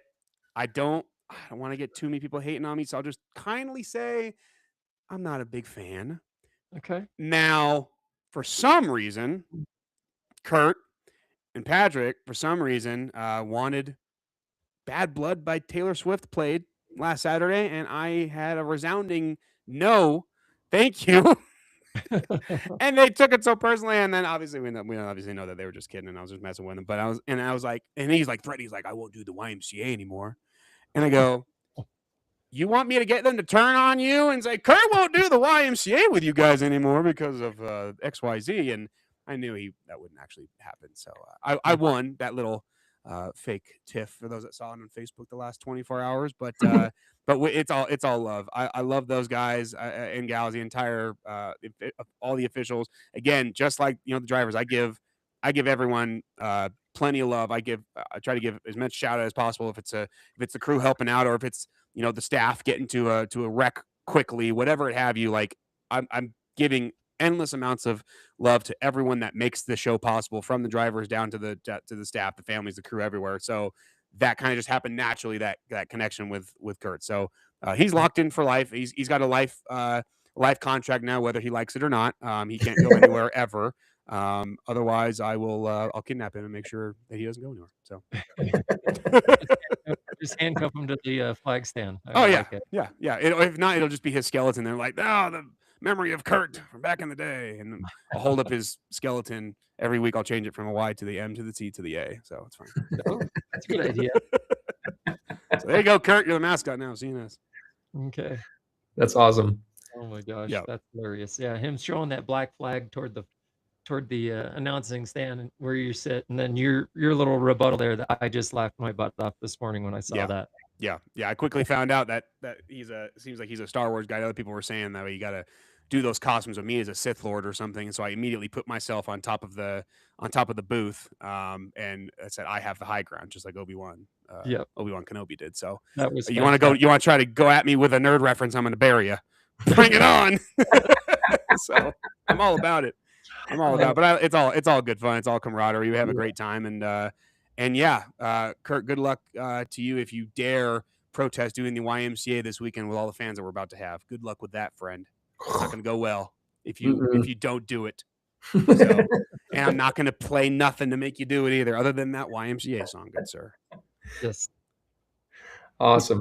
Isn't there like I feel like Weird Al Yankovic needs to do like a spoof of a Taylor Swift song, and then you just play that one. So it's not Taylor Swift, Yeah, but it technically is Taylor Swift. Well, that way. to my knowledge, Weird Al likes to parody good artists, so I don't think that would. I'm just kidding. If he does a parody, I'll probably do it. I'll probably play that. Or if the powers that be ask me to play T Sizzle, then I'll absolutely do it. Okay. But until then, yeah, absolutely. I'm a team player, and absolutely for the leadership, I will do it. Until that point, heck no. And I also told this to Kurt and Patrick too. A little pull back more of the curtain. I also said, I don't. You guys tell me. Do you think our regulars would want that played? Because I would say no. I would vote that they would not.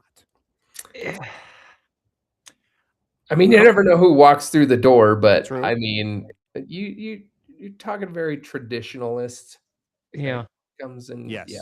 And I have seen the comments. I promise you, for those that have also said about changing up the playlist, I on a weekly basis, I curate it. What I try to do is I pay a lot. I'm very detail oriented because I have seen people mention, but change up the songs, change this. I have paid attention. I try to mix in the songs that I recognize that people really like and or get along to or dance. Like I have there's the two playlists. I have like participation and engagement, where it's kind of obviously both very similar to me, mean the same thing, but it's more about getting them to actively do something with clapping the hands or YMCA or cha-cha slide or whatever. And I try to lock in a lot of those songs to get the crowd energy up, and then I will mix in some new songs on a week-to-week basis. So I know there have been some people that say, you play some of the same songs. I would say what I just said, and then I will also say, I'm also trying to mix in some of the fan popular ones for the people that aren't coming on a weekly basis. So those that come every week, I always obviously respect and appreciate them. But there's obviously an understanding that for those that aren't there every week, they aren't hearing those same songs all the time. So it's kind of the same mentality, like for me with like when I obviously what I do on a daily basis in radio, where there's a small listening size every single day, and that's that little sample size. Listening to this 20 minutes, probably listening to the next day 20 minutes or what have you. So you have to mix it up, but also you want to do what works, and you want to both give love to those that are there on a weekly basis, but also to the people that are new audiences that haven't heard XYZ songs. So food for thought. Right. That's good. See, you're a man of preparation. I told you. Love it. Yeah. Love it.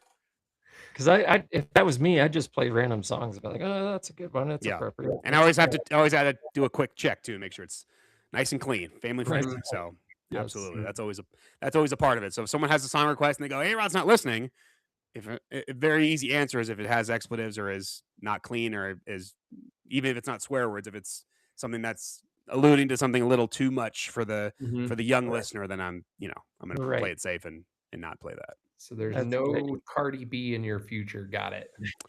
No Cardi B, probably no Nicki Minaj. Like there's some ones that are easy answer. I'm like, probably don't even have to look that up to see if it has stuff in there. Probably easy. The artist easy answer. No.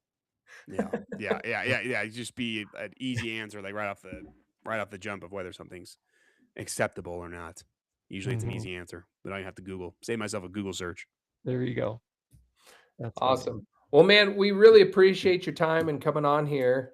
It's been a lot of fun getting to know you and having these conversations, and it's always fun getting it from a track perspective as well. We interview a lot of drivers and talk about what goes on the racetrack, but to get your insight to what's gone on off the racetrack necessarily too is a lot of fun. So, thank you for joining us, and I'm pretty sure everybody hopefully enjoyed this and can now hopefully go have some conversation with you. They took away some things from this and can approach you and have some fun. Yeah, I appreciate it. It was an absolute treat. Like I said, I love what I do. It's a treat each and every weekend, and this weekend coming up, I might as well get the promo in the double feature of nights coming up this weekend. We got the double feature of the Pro Trucks, Late Model Super Stocks, obviously the Father's Day Monster Trucks, the great lineup coming again this Sunday. So back to back nights. It's my favorite time when we get to go two in one weekend. And I love all the appreciation from the drivers, the crew, all the staff, and like we said, most importantly, the fans who have welcomed me with open arms the last couple of years, and I always welcome and certainly, and I say this honestly, appreciate and respect any and all feedback, whether it be positively, negatively, constructive or not. I don't mind. So if any fan watches this or wants to pass something along to me, I will absolutely always accept that and grow from that in whatever capacity. So everyone, I appreciate all y'all. And the last question I see in the chat, Kurt, Patrick, everybody who could potentially help with this, yes, probably will be doing the wave this weekend. It's only on special occasion when I know we got the crowd to do it. If we get the right delay at the right time, or I get the right time on the track, we'll try to do the wave this weekend. I Okay. see Ooh, multiple people asking about it, so we'll try. nice. Yeah. There. Whoever's doing the camera, you'll have to kinda give them, the cue so they can kinda, like, go up and down Yes. the stands. I would Yes, love to see that and on if the and if I broadcast. and if they don't have the energy, they will. But if at any moment we have a downtime, if they don't have it in them for do the wave, I love my new fun thing is I like to bring the crowd down and have them be all quiet, and then I raise them all up and go crazy. That's also extremely fun. And then I'll That's good. throw out. We have so much swag to give away. So the louder and the more excitement and the more enjoyment from the fans, the more swag we're going to give away, and we have so much swag to give away. And I try Nice. to make it in all parts of downtime. I try to make it to all parts of the track and the time that I have in the downtime or halftime or whatever. So I've had different people say like, "Come to turn one, come to turn four, and come to the backstretch." I'm like, "Well, the backstretch probably can't make it there all the way from my tower during the night of racing, but I always try to make it as far as I can before I have to sprint back and get back to calling some races." But We need to get you an electric scooter. yes, absolutely. That's a damn good idea right there. CNS Or branded with or A-Rod or just on or the just jump on a surface. skateboard and then hold on to the pace car, and they can drive me back up. Oh, there you Ooh, go. Drive me somewhere. get Drive the, me somewhere. I'll have to sign a waiver, I'm sure, but we've talked about the old potato shooter, but the T-shirt shooter, so we we should get you one of those, and you just ride in the pace car and see, now I already enjoy my job plenty, but now we're really gonna take it up a notch. These are quality ideas, gentlemen, Mhm. and I will sure. run with these. We got you. Yes. I appreciate you guys. No, Good. I appreciate you guys having me on and appreciate your support and everyone Yes, at CNS from top to bottom. It's been awesome couple years, and I can't wait to do this for as many years as I can. perfect. Awesome.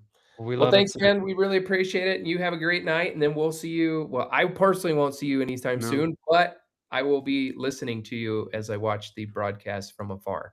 rock and roll. I appreciate you guys. We'll see you next time. All right. Thanks, Yep. buddy. Have See a good ya. night, bud. Y'all See ya. too. There he goes. All right, Mr. A-Rod. And just to throw this out there, if you are a, comic book nerd, whether it be Star Wars, Marvel, DC, Transformers, anything, Godzilla. We had a nice little conversation before the show. Is He's a huge Godzilla guy. So if you're into that and you want to have a nice little conversation with Mr. A-Rod, that is a good cue because it gets him excited, and if it gets him excited, he will talk your ear off. So definitely get a hold of Mr. A-Rod and have a nice little conversation with him. But what a great interview! He is amazing. His He's a lot of energy. fun, and Yeah, getting to know his background and his history and stuff. That's a lot for him yeah, to take on in such a short career. And I mean, super successful to go from ESPN to doing news side. I didn't know he was on the television side. I mean, I've seen yeah. him locally doing things, but I didn't know he was that far into it early on in his career and whatnot, but that's really cool.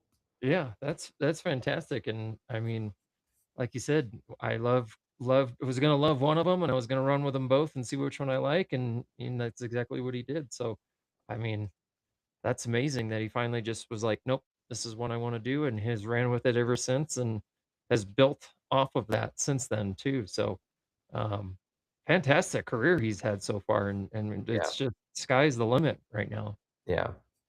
so but yes, awesome that he joined us, and we've been talking about getting him on the show, and, like I said, I put him on the, point there when I won a couple weeks ago, and he agreed. It was just now all of a sudden about timing and his schedule, so I'm glad we got him on the schedule for tonight, and, it was perfect. Yeah. So, we're gonna roll right into this, talk about the highlights from last weekend at CNS. They had the pure stocks, the super stocks, the Grand American modifieds, and also the super late models, which had a double feature. So I guess we'll just kind of roll right into it. Again, we'll just kind of strictly in accordance with a little bit of time, since that interview went a little bit longer than we anticipated, but it was for great reason. We thoroughly enjoyed that. So Mhm. we're gonna kind of stick to the mains at this point, and we'll obviously touch on who won the heat races, but we'll start off with the pure stocks. You want should we talk about that? Um, yeah, I mean, they went before the GAM race, so I kinda got a glimpse in staging of the racing. I know they had a caution early on in the main. I couldn't see it from my vantage point. I just know I just saw going into 1. I think it was coming out of turn 2, wasn't it? The Yeah, and real quick, so the fast dash winner was the double zero of Dylan Jaramillo, and the dash winner was the 57 of Tyler Humphrey. But yeah, uh, um, they had a couple of cautions, and one of them that kind of stood out to me, and I think he's just really amped up and really just kind of being a little too aggressive at times. Is was the 54 of Giovanni Scamecca, just kind of they did an invert, so you had some fast cars about mid pack, and they all just went. I mean, they were like 3 and 4 wide at times, and just like the last race that they had. Remember, Mhm, they were just kind of everywhere, right? mhm. And just being a little too aggressive, got into somebody turning around, they sent him to the rear of the field. Yeah. I think he just learning moments at that point, knowing when to super early in the race, Mhm. have some patience. You can use a bumper, but, Don't be time and place. overly aggressive. Yeah, you don't need to be overly aggressive. It's good to be aggressive. You wanna be aggressive, but you don't wanna be overly aggressive because you gotta get to the front, like, now Mhm. type thing. So, but after that, some great racing going on. I will say that Maury Christener and Tanner McKinn put on a pretty damn good show for the latter half of that race. They were going back and forth with each other, And they and were, from huh? my vantage point, when they were passing some lap traffic, it was like they were splitting them. They Mhm. were putting their cars in places where I'm like, "Holy cow, is there gonna be a yellow? Oh, okay, they came back around, there's no yellow." Like, holy cow, they yeah, from Yeah, my vantage point, yeah, they did put on a show. they put on a great show. Tanner was out in front of him, and I it was late in that race. I think there was only like a handful of laps left to go, and I thought he was gonna get it. He made a great move, got by him, and then I don't Maury came back, got up underneath him, and I don't know if he did it intentionally or if the car just wasn't there, but it seemed like going into turn 1 and 2, he just let him go. And I think he was gonna try and do like a crossover to get back up underneath him, and it just didn't work. Who, Tanner? Yeah, and I think at that point in the race, because it was so late in the race, I think my learning moment, he should have did more to try and keep him behind him Mhm, and been a little bit more put the pressure back onto him than rather than just letting him go, like, run him door to door, get right mhm, on top of him and see if you can make him make a mistake, like, dictate to him, what you want him to do in a right. sense rather than the other way around. Right. and that's the learning experience for a young kid like that, but they did a fantastic job putting on a really good show, Yeah. and Maury ended up going and winning the race, but it was a lot of fun to watch. Yeah. I think there was one other caution, and I even jumped on the radio and I told Mike, I was like, "Did somebody just lose a tire going into one and somebody ran They it over?" they 'Cause, did. like, I'm, like, looking, and I just have this, like, little spot in the fence that I can see, and you're just seeing the cars just come past start finish line right into one, and, like, right where that dirt mound starts, you just can't see anything after that. Hmm. And all of a sudden, somebody's coming down this front straightaway, you see one car dart low, all of a sudden there's a wheel, just find time to lose me, loose wheel, and then It's all of a sudden this you. car, it was like he followed it and just ran right over top of it. I don't know who it was. It was just like, did you not see the tire in the middle of the track and you just decided to run it over? Did you hate that driver that lost the tire that you wanted to just destroy the rim even more or what? But I just thought it was funny. Went right at it and ran right over top of it. And I have to say this because I do have to touch on the dash race for the pure stocks, because I got a mean look from, Kaylee in the spotter stand, Oh, Swenson? because it took them forever. There was only 5 cars in it, which I don't quite understand why there was, like, what, Oh, 15 yeah, that or so in the fast dash, and then why there was only 5 in the slow dash. Maybe one yeah, of our officials can I thought that was explain why why. that happened. But anyways, it took they had a caution. The 21 car drove right up underneath, Justin Bernard and just drove through Threw him. 'em right in I the mean, wall. yeah, just I mean, he just doored the shit out of him and put him right in the wall. But then it took them forever to get back lined up and figure out what they were supposed to do, and I'm like, "Oh my god, for 5 cars, just line them up and let them go." Yeah. And she turned around and looked at me like, "They're trying." I'm like, "I didn't mean to say that as loud as I did because I had my headphones on." And I know I sounded like a complete dick, but it was just like, "Oh my god, this is taking forever." I'm wondering if the 21 either didn't have a receiver or couldn't hear it. Because, yeah, it Yeah. was like they were going around forever, and then they finally had it was like, you saw Mauricio in turn 4 and Patrick in the start finish line both point at him and Mhm. slap the butt, like, "Get your ass to the rear." So I'm wondering if that's what was taking so long, is they were trying to see if he could hear the call of, uh, "Hey, go to the back," Yeah. and then he didn't, and they were finally like, "Oh, he can't hear us." But, yeah, it was like, "Okay, this is like a 6-lap pace lap here. Let's just let him go." It Like, felt come on. it felt like forever. Yeah. But in the main, they had an instance of where that same thing, they were trying to get everybody lined back up properly, so it kind of made it a little bit long, Mhm. but once they finally got going and the race got on with, it was a good show. It was Yeah. fun. It was fun It to seemed watch, like so a lot of the drivers finally, like, settled down a little bit, and then mm, it became like a normal pure stock race that we're used to seeing. accustomed to seeing, yeah. Yeah. So, happy for Maury, did a great job, like, AROD was talking about his interview and everything, talking about his wife and stuff, that was pretty funny. That's So it was good. It was a good race. I enjoyed it. Um, there's some young talent in that group. mhm. Tanner, even Giovanni, um, little Durand. I mean, there's some great up and coming drivers within that division. So I'm excited to see how the rest of it plays out for this year for sure. Yeah. Yeah, it's gonna be a good one. Yeah. It's gonna come down to the end, I think. So, Oh, absolutely. uh, It always seems to in that division and within mhm. the super stocks too. I mean, Yeah, like last weekend, it's who's gonna prevail. right. So, we're not quite halfway yet, but we're We're getting getting there. close. Weird. Don't It say is it yet. weird. Don't say that. Don't say Oh, yeah. you shut your mouth. Shut your mouth. Um, yeah, the super stocks, I didn't get to see the super stocks race, but I did I hear watched the some. whole thing. Yeah, I did hear some stuff going on with it. Our good buddy Greg Dryling, got my new shirt from him. Um, was doing really well, so I was very bummed I didn't get to see it because I was kind of getting ready for the GAM race. So if you kind of want to talk about the Superstock race, because it sounded like it was a fantastic race. Dude, it was awesome.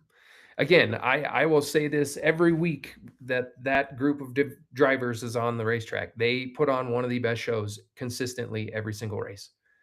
There is action everywhere. There was before I put my foot in my mouth. So there was 24 pure stocks and 28 super stocks. The field, I mean, the field side, when you have that many cars, it's bound to be a great show no matter what, just because you have the field size.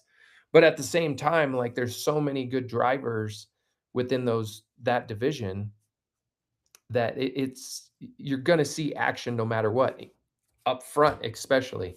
Yeah, I have to give a hats off to my boy Greg. He did a really good job. I was cheering for him. He was up to second at one point and had looked like he had the car, and then he said the thing got loose on him, and then it just kind of faded a little bit. Yeah. Uh, Justin, I believe it was Justin Young that was driving that thing, the 18. Yeah, it was Justin. He was leading the hell out of it, man. I mean, he was up and away, got out in front for a long time, was leading the race, kind of was on a little bit of cruise control, and then they started putting the pressure on him, and you could see he was getting antsy, or it looked like he was getting antsy. I can't speak for him because I wasn't driving the car, but it looked like he was getting antsy behind the steering wheel and kind of pushing it a little more, a little more, a little more, and then Yeah. it kinda just the car started taking a little bit of steps back with every lap that he kept pushing it. Yeah. Um, but, uh, I mean, hats off to Brent Cave and Chris Cox. I mean, they drove their asses off and got to the front, Mhm. and they weren't bullies, they weren't beating and banging, just good, clean, hard racing, and that's what it's all about, man. I mean, they'll run side by side. Jordan Abeta and I think it was the 11 car I got to. It was Scott Long, that's right. They Mhm. were side by side for like 12 laps up front, running for second. Damn. Nobody one would gain in one corner, and the other would gain in the other corner, and I mean, everybody was able to catch them at that point from like Mhm. third on back. But it made for exciting racing. I mean, Mhm. it was cool to see. They did a fantastic job. I like how Justin goes, "Yes." Yeah. You can see it. I'm sorry, but Yeah. you can see it. Yeah. Um, but man, I freaking love that division, that's for sure. Um, there's so many good names within that division, and like I said, I mean, Scott Long was running second, and then he ended up finishing, I think, 13th. Ian Clark was doing a great job. Jordan Abeta did a really good job. Dylan Kellogg, who won last race, he finished seventh. Um, so I mean, man, it was kick ass. They did it was fun to watch, that's for sure. But Brett Cave, Yeah. man, he's got that thing on rails at the moment, and he ended up winning the race. Last race, he started what 14th, drove all the way to second, and Mhm. just ran out of laps. This race, I don't remember exactly where he started, but it was still a few rows back, and then ended up driving up to the front and winning the dang thing. So Yeah. yeah, so that Yeah. was the highlight from it. It was great to see. It was fun. Yeah. Um, I thoroughly enjoy watching that division. Yeah. Well, and I couldn't really hear. I was kind of getting in the car right about the time the race got over, and Bert Cave was getting interviewed by AROD, but it sounded like a very happy, enthusiastic interview. Like just very excited. Like he was very excited to be there. You know what I mean? Like Yeah, it sounded like he was all pumped up. So it's always good when you have someone that goes out and wins, and then can celebrate it that way, and it's all pumped up in winner's circle. So yeah. yeah, great job, Brent Cave. All the super stock guys um, putting on a hell of a show. So Mhm. um, but yeah, onto the Let's talk gams. about the cams, and then Yeah. we'll get into the supers. Um, so I got to watch the dash race, and I obviously know you got to watch the dash race. A spot in which Wyatt, there you are. I was told there you are. I was told by Wyatt, he's like, I'm going to give you my autograph card, and I better see it behind your head. So Wyatt, there you are, right there. By the way, um, but you spotting Wyatt, I know obviously you got to watch the race, but um, it was a good race. Uh, Are we talking kind about of. the heat, or are we gonna talk about the main? Well, I wanted to talk about that one dash race real quick because Oh, really okay. in the fast dash, it was a good race, but kinda boring in my Yeah. mind. I mean, not in the driver's seat, but, um, just two quick picks. Congratulations, Brad Skufka. Hell of a job. I know you've been in the mods a lot, and that was your first, trophy, from the mods, so congratulations, bud. Hell of a job. Uh, but there was a lot of impatience, it seemed like, in that race. Um, and I'm not, like, picking on anybody, and I'm not trying to, like, say anything bad about this person, but specifically Damian Lockhart. I don't know what it was. It was he was trying to go for it or what, or maybe the car wasn't right or something, but it just, like, kinda, like, doored a few people and took it 3 wide a couple of times, and it was just like, kinda like one of those moments, like, "What are you doing? It's just a dash race," you know? Like, I know for the dash race, it's, where you finish is where you're gonna start in the main, but, um, I sticking it 3 wide on turn 1 and then kinda dooring a couple people and going 3 wide, about 3 laps later, it was just kinda like, "Open wheels, man. I don't know if that's a great idea or not," but, you know, it worked out, I guess. Um, but yeah, still everybody came home in one piece or, came off the track in one piece from that dash race, and, Brad Skufka did a great job and got the win, so, um and then in the fast dash, uh, Nathan Gasser, congratulations on that one. He straight up just got me and John Seeley got by me, and from there it was just kinda like I needed to just hold on to my position, so, but the main event, and I'm hoping if there's some other modified drivers out there that can agree with me, it just seemed like the track just went slick quick. I I don't know what it was, um, but it was hard to hold on to the car a couple laps, like, just trying to drive it pretty hard, and all of a sudden, it's just you're going sideways in the middle of the corner and just hard to handle, but, um, if you wanna kinda chime in on some of the race too, um I thought it was a great race. There was one caution. I know Brad got spun out, and, there were some things we won't mention on Facebook the last day that, um, was put out there. I'll just Oh, mention the rule, okay? That's the only thing I wanna say there we because, go. yeah, social media is so fun to watch, Mhm, and especially when people don't know the rules, which is great. mhm. Um, it says in there black and white, if you're a part of a caution, whether you instigated it or not, you're an innocent Okay. bystander, you both all parties go to the rear of the field. Mhm. I we talked about on this show when you got into Milan, right? You should have went to the rear of the field. I said that myself. I was Yeah. expecting it and never did. Expecting to go to the rear of the field. All parties involved in the caution go to the rear of the field. So what are you Mhm, bitching about? You were mhm. involved in the caution, you go to the rear of the field. Yeah. Black and Whether white. whether So you whatever. like you said, whether you So intentionally stupid. did it or not, it happened. So stupid. But Yeah. anyways, But, um, other than that, um, after that yellow flag, um, I thought it was some great racing. It was great to see Uncle Forrest Smith back out at the track. yeah.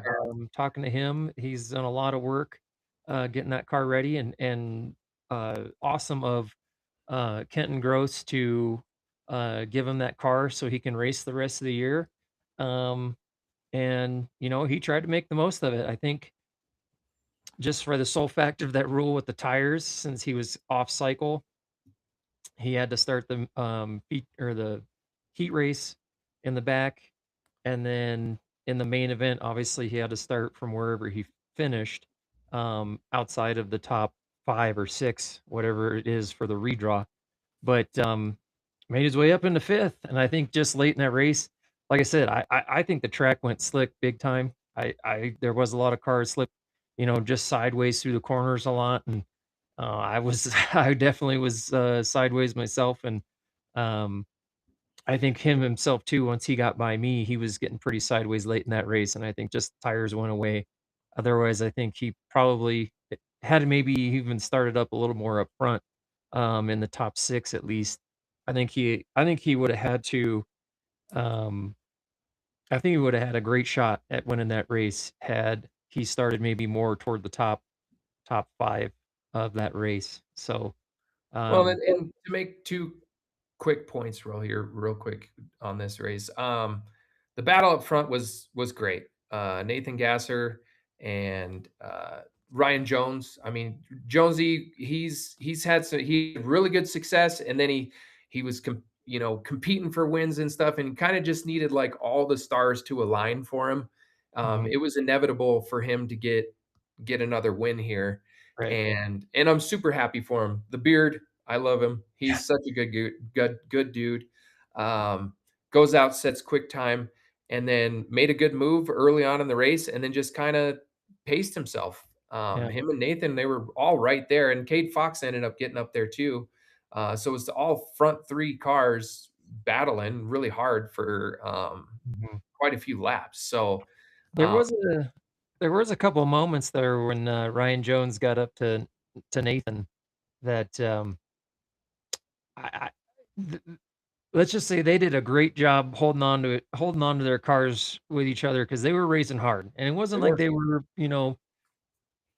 trying to spin each other out, but they were close door racing, there were some fenders bent, but, there was a couple times they both stuck the corner, and it was like you couldn't have put a piece of paper between the wheels. They were that close, and they made it stick, they didn't hit each other, and it was damn good to watch, at least from behind. They did a great job. It Yeah. was fun. It was good. And again, like it's hard in these cars and just for everybody, it's hard in these cars with these tires on night 3.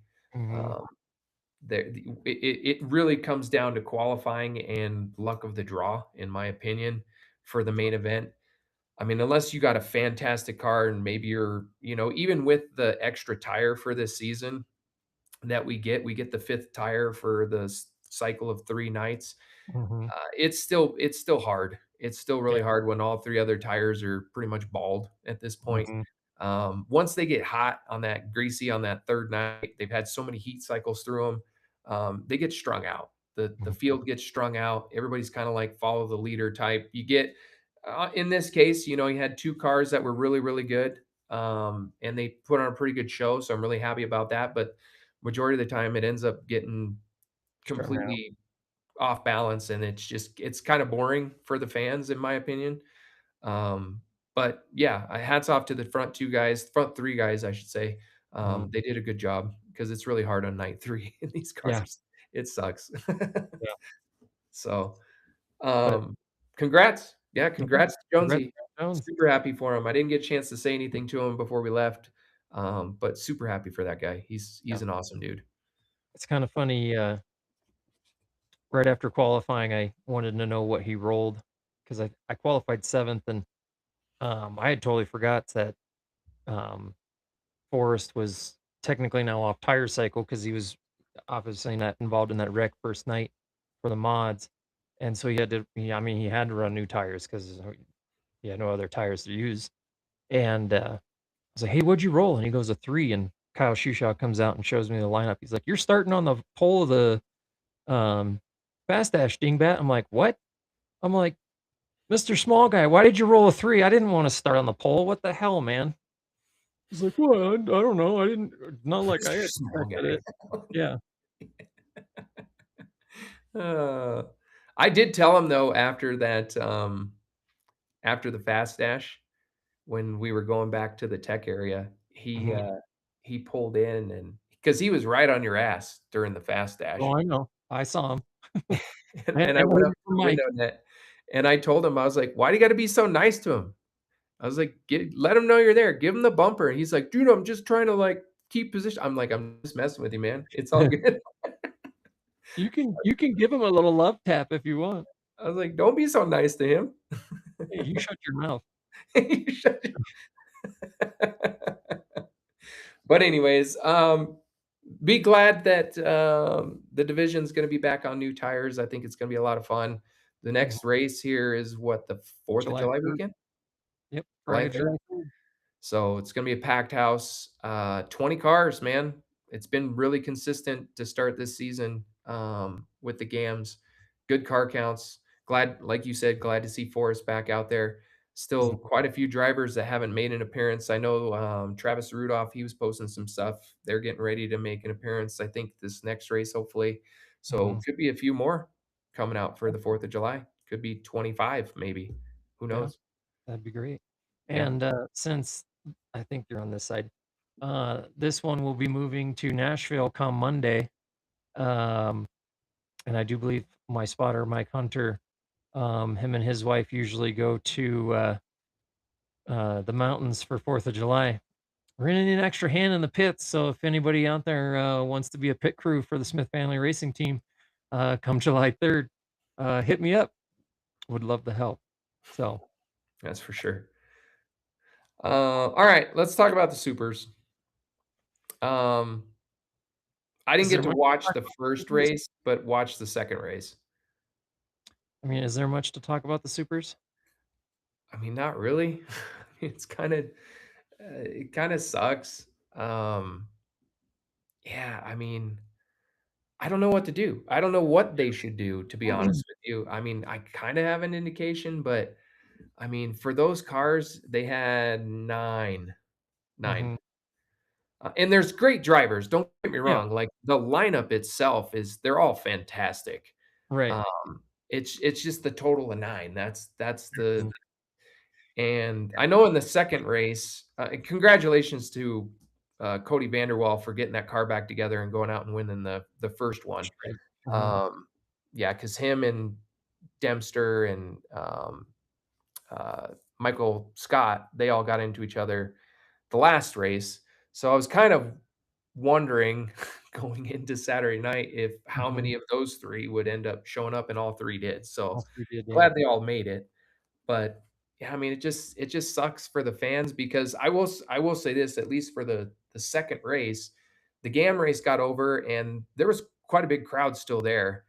And then by the time we got over there to watch the supers, like it was half the crowd was there. I don't know if they were Mhm. all headed out or if they were coming around to the um, the It's pit side by already or what, but yeah, the crowd kind of dumped off pretty heavily after the GAM race and yeah. started the Did super get a race. little chilly there, though, kinda right It as was the a little GAM race chilly. start, and then right toward the end of the race too, yeah, it got a little chilly there.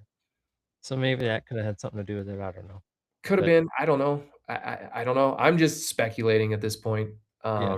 because, yeah, they got strung out. Brett got out in front in the second one, and Cody Vanderwall was trying to catch him, but just didn't have anything for him. Mhm. Behind them was well, Darren Robertson got into the 6, I do believe, early in that race because he Yeah. was not being scored, at the end of that race, and he was Who, running Darren? technically 3rd. Um Darren Robertson? Aaron, yeah. So Oh, I think they black flagged him and they just didn't score him because on here, the official was he finished 9th in the second feature. So, huh. but I had That's heard I didn't see that part of it. I came in like lap 12, 15, something like right around there is when I started watching the race.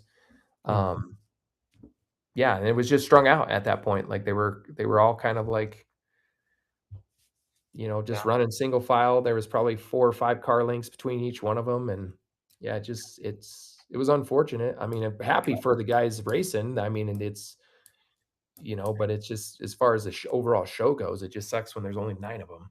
yeah. And, these cars are expensive, They and, are very, I very. know for all the super late models that come out and spend the money that they do for 9 cars, it's tough, and, but when you love racing so much, you do it, and I understand it, but, I mean, if you're spending that kinda money, is it worth it at that time to race just against 9 people, you Mhm. know? That's a lot of money to I mean, there's some drivers that say, what, it's like 4 or 5 grand just for them to bring the car out, and I can't remember how much they win, but, I mean, just for 9 cars to spend 4 or 5 grand against 9 cars, I mean, personally, I wouldn't do it, you know, but that's just me. I mean, I know it comes for most of them, it comes down to the championship. They wanna win a championship. Right, and the And I regional respect that completely, and NASCAR 100% points. respect it. But again, we're in the entertainment business. that's what we are. We're entertainers. I mean, we go out there and we put on a show, and when there's 9, it's not the greatest show. I mean, let's just be real. It's not the greatest show, and I feel for the fans, the drivers themselves, and you know the staff and stuff. I mean, to your point, it's extremely expensive to put those cars on the racetrack. Shit, just to build one, you're talking Mhm. 100 grand Yeah. to put one together. And yeah, I mean, I know there's NASCAR points involved and everything like that, and they're on the schedule. It's just a bummer that there's just not more of them out there competing. I think, and I do think it comes down to just the money aspect of it. I think that's a huge part of it. Like you said, it takes a lot to buy new tires and shit. Even the haulers that those guys are bringing them in. I know the cost of insurance it takes to cover those haulers and all this Mhm. stuff. Um, it's a lot of money. That's for sure. It's a lot of money. Yep. Yeah, if we can advocate, yeah, we've been saying, run them once a month, pay 5 grand to win, 1,000 to start if you can, and, make, make the Challenge Cup like 25,000, 30,000 a win and like 1,500 to start, and, start advocating and advertising, early in the season, you know, one couple times a month. Don't forget about Challenge Cup. We're, so many days away. We're Brett Yackey days away. We're Kyle Ray days away. We're Cody Vanderwall days away. Like kind of like the Hot Shoe Facebook does it. They take a Well, couple and of pictures of the cars and that's how a their lot, numbers. a lot of those big races. Yeah, Yeah, that's what the they yeah. build it up. So it you know that's what I would like to see. Um, and then just this one real quick. Anyone know where Cassie is? I would assume you mean Cassidy Hines. I did talk to one of their crew. He said that Mike was out of town in Missouri for work, I do believe. But also, again, it's the expenses, especially with the Cars Tour coming out first race of the year. I mean, for the super late models for the Cars Tour, it is not cheap to run that race. And, for a small budget team, it kinda hits you in the pocket right away in the beginning of the year. So, I know not only for the fact that Michael Hines wasn't in town, but it also, kinda comes down to money as well and the budget. So, Yeah. um, hopefully, maybe we see her a couple times the rest of the year, but, that's where she was this last weekend. I do know that. Yeah, I mean, look, they're the highest level of short track racing you can possibly get. Those cars are the creme de la creme of race cars when it comes to asphalt. Um, and so, yeah, I mean, the fact that we have them on a schedule for a local series, it's fantastic. But yeah, you just wish that you could get just more involvement there, and I don't know what the correct answer is there for that. To me, it would be seem like at this point, yeah, maybe you take a step back and you have, like you said, you kicked off the season with a really big show. You had a really big car count. It was a touring series race. You look to build upon that and do like a mini series with them.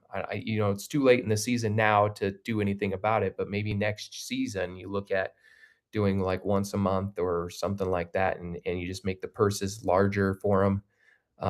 That way you can try to get some bigger car counts in there because yeah, I mean, just 9, uh, it's just not the greatest for anybody from a business standpoint, for the race car drivers to the Mhm. fans, anybody. It's just it sucks, but it Yeah. is what it is. Would love to see him more often. Would love to see the car count up. It's just kinda like the figure eights. Would love to see that car count up. So, um, hopefully Fingers crossed. We can fingers get some crossed, more of yeah, them. hopefully there's some sort of idea out there that the track can come up with or something gets brought up that, will help, keep the car count up and make the racing even better. Yeah. So, But congrats to Brett Yackey for getting his win. Um, he drove his ass off. He got out in front. I know him and Cody Vanderwall, they've had some run-ins in the past, and but yeah, he got out in front and didn't let up, man. I mean, those 2, they were the best cars out there for sure, Saturday night, and they both ended up getting a win. So, I I uh, I gotta yep. throw this up here real quick because I have no idea what he's talking about, and I'm assuming I just need an explanation. So, Mr. Scott Bremkamp, how was the love tap when you were headed to staging, Jake? I don't know. Did you tap me when you were coming through staging or For something? this 'Cause four-wheeler, I don't know. I don't remember feeling any sort of, like, love tap or something, but, I don't know. I wasn't also really paying attention that well, when you're just going to stage and you're just coming out of this, scale stands and you're just trying to roll up into your spot, and I don't pay attention what's going on except for where I need to go park. So, Mr. Bremkamp, please tell me, did you give me a love tap? Because if you did, you need to do better, man. You need to get up in there and give me some love. that's so funny. But anyways, congratulations on, everybody that won this weekend. It was a great overall weekend. I think if car counts were really good. The racing was fantastic this weekend from, like multiple different divisions, the GAMs, um, you name it. It was a lot of fun. Thanks again to AROD for coming on with us real quick. I do have one last thing. I know we have quite a few people still watching the show. Uh, I have a green flag, black flag that I've been dwelling on here for the Said that last 2 weeks couple. ago. Huh? You said this 2 weeks ago, so I know, and I didn't have a chance to talk about it last week because I wasn't on the show, Mhm. and I wanna talk about it now. Okay. So, and I really love to get your opinion, and I know this is gonna sound really biased right now at this point, but I don't care because it to me, it doesn't make a whole lot of sense. I don't even know. So, I don't even green care. flag, black flag, rookie status, okay? So, just so everybody's aware, you're a rookie. You go out and qualify, whatever dash you make, you have to start in the back of that dash. Okay. So whether you make the fast dash or the slow dash, you have to start in the back of that dash for 5 races. Okay. Until you are cleared, or I don't know, they deem you responsible at that point. Okay. So green flag, black flag, 5 races to me is way too many. Like it should be max 3. Because 5, for instance, the modifieds, you only get 9 nights. So there's You only only get 4 races that you don't get to not go to the back 100%. You only get 4 races. Over half the season, you're spending at in the the back. back of whatever dash, so you have no chance to get any points. If you're shooting for a championship, you have Mhm. literally no chance because half the time, like in our case, we got 20 cars, they split it in half, it's 10 and 10. You're not winning a dash race from 10th place. Mhm. In what, in 10 laps? No way. That's a position a lap. So to me, green flag, black flag, it should be 3 races. I mean, if you want to determine whatever divisions to maybe have specialty rules, if you think it should be like the super late models, for other instance, right? Mhm. Like if you want them to be 5, okay.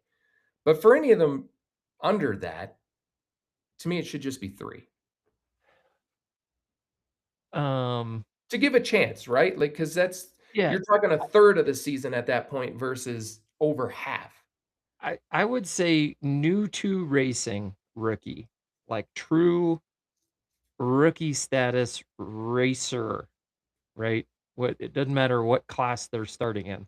Mhm. I feel like that should be a 5 race rule. Just get yourself used to it. Don't get yourself in trouble being up in the middle of the leaders and you're a little bit inexperienced. We're gonna start you in the back. I could see that. But if you have somebody that's just moving up a series, so there's a super stock. Let's take Kyle Stidham, for instance. Been racing super stocks for how long? He's just moving up into the modifieds. Is it really worth his time to race 5 races starting in the back? Or like your case, I know where you're going with this with Wyatt. He's been racing Vandos now Legends for a couple years. Now he's getting into a modified. Mhm. So it's like, okay, yes, there is a very big difference in the power and the drivability of the car because of the weight, but still he's got the experience of racing, and especially with the legend cars. I mean, there's 30 something of them out there, and they're open wheel as well, and their handling is just like the modifieds, just modifieds heavier and a little more power. So, like, in that case, I feel like it should be a rookie moving from one division to the next, it's 3 races. If you are a true rookie, never raced before your entire life, and you all of a sudden decided to come out and run a super stock, run a modified, run a pro trek, whatever it is, I think that should be 5 races. Right. Yeah. Well, So I because would say green flag to your to question. okay. Okay. 'Cause, yeah, Sorry for being a little more long-winded. 'cause I was thinking about it like, "Oh, well, 5 races, oh, I can see 5 races." Then when I thought about the big picture of how many it was in comparison to the whole season, I'm like, "Wait a minute, that's over half the season. Oh, That's this not right." this is What? interesting. Andrew said when Austin Steinke was a rookie in the Legends, the track only had him start from the rear of the fast dash once before letting his qualifying time be his position. Is that written in the rule book somewhere? It Yeah, actually is well, in the rule book, yeah, that you it is. have as a rookie, you're supposed to go to the back for 5 of your heats, whatever, like George said, whatever heat you're in, fast or the regular, you start in the back. To keep your rookie status. So if you were to drop your rookie status, you could start wherever.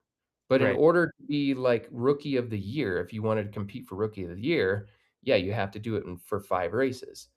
right. But in turn, that kind of to me, that doesn't make Val, a lot page of 14 of the sense. general rules. She already has it all down. But to me, it doesn't make a ton of sense at that because if you drop the rookie status, then you could start wherever. So what would be the difference?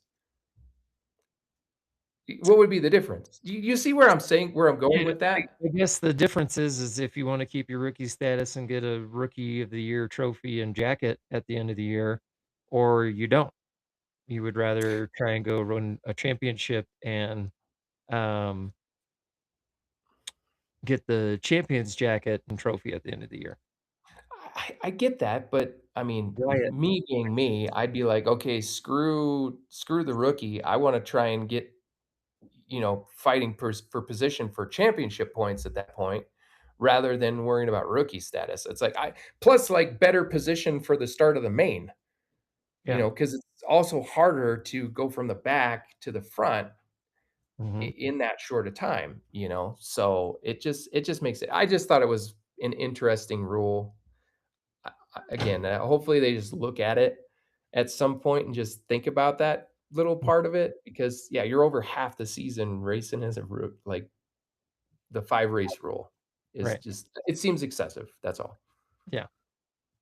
Well, and, uh, the Dents were telling us last year, or this last weekend, that Wyatt had raced 4 races in a legend car at the end of, what was it, like 23 or 24 or whatever it was when he kinda moved up into the legends, and then started again the next year, but only had 4 races, so then he was technically still a rookie the next year, but then they made him redo the 5 race rule at the beginning of the year, even though he ran 4 races the previous year, so it's like, Mhm. is that a continuous from when you first start racing the class, or is that a every year, okay, you made 2 races at the end of the year, that doesn't matter.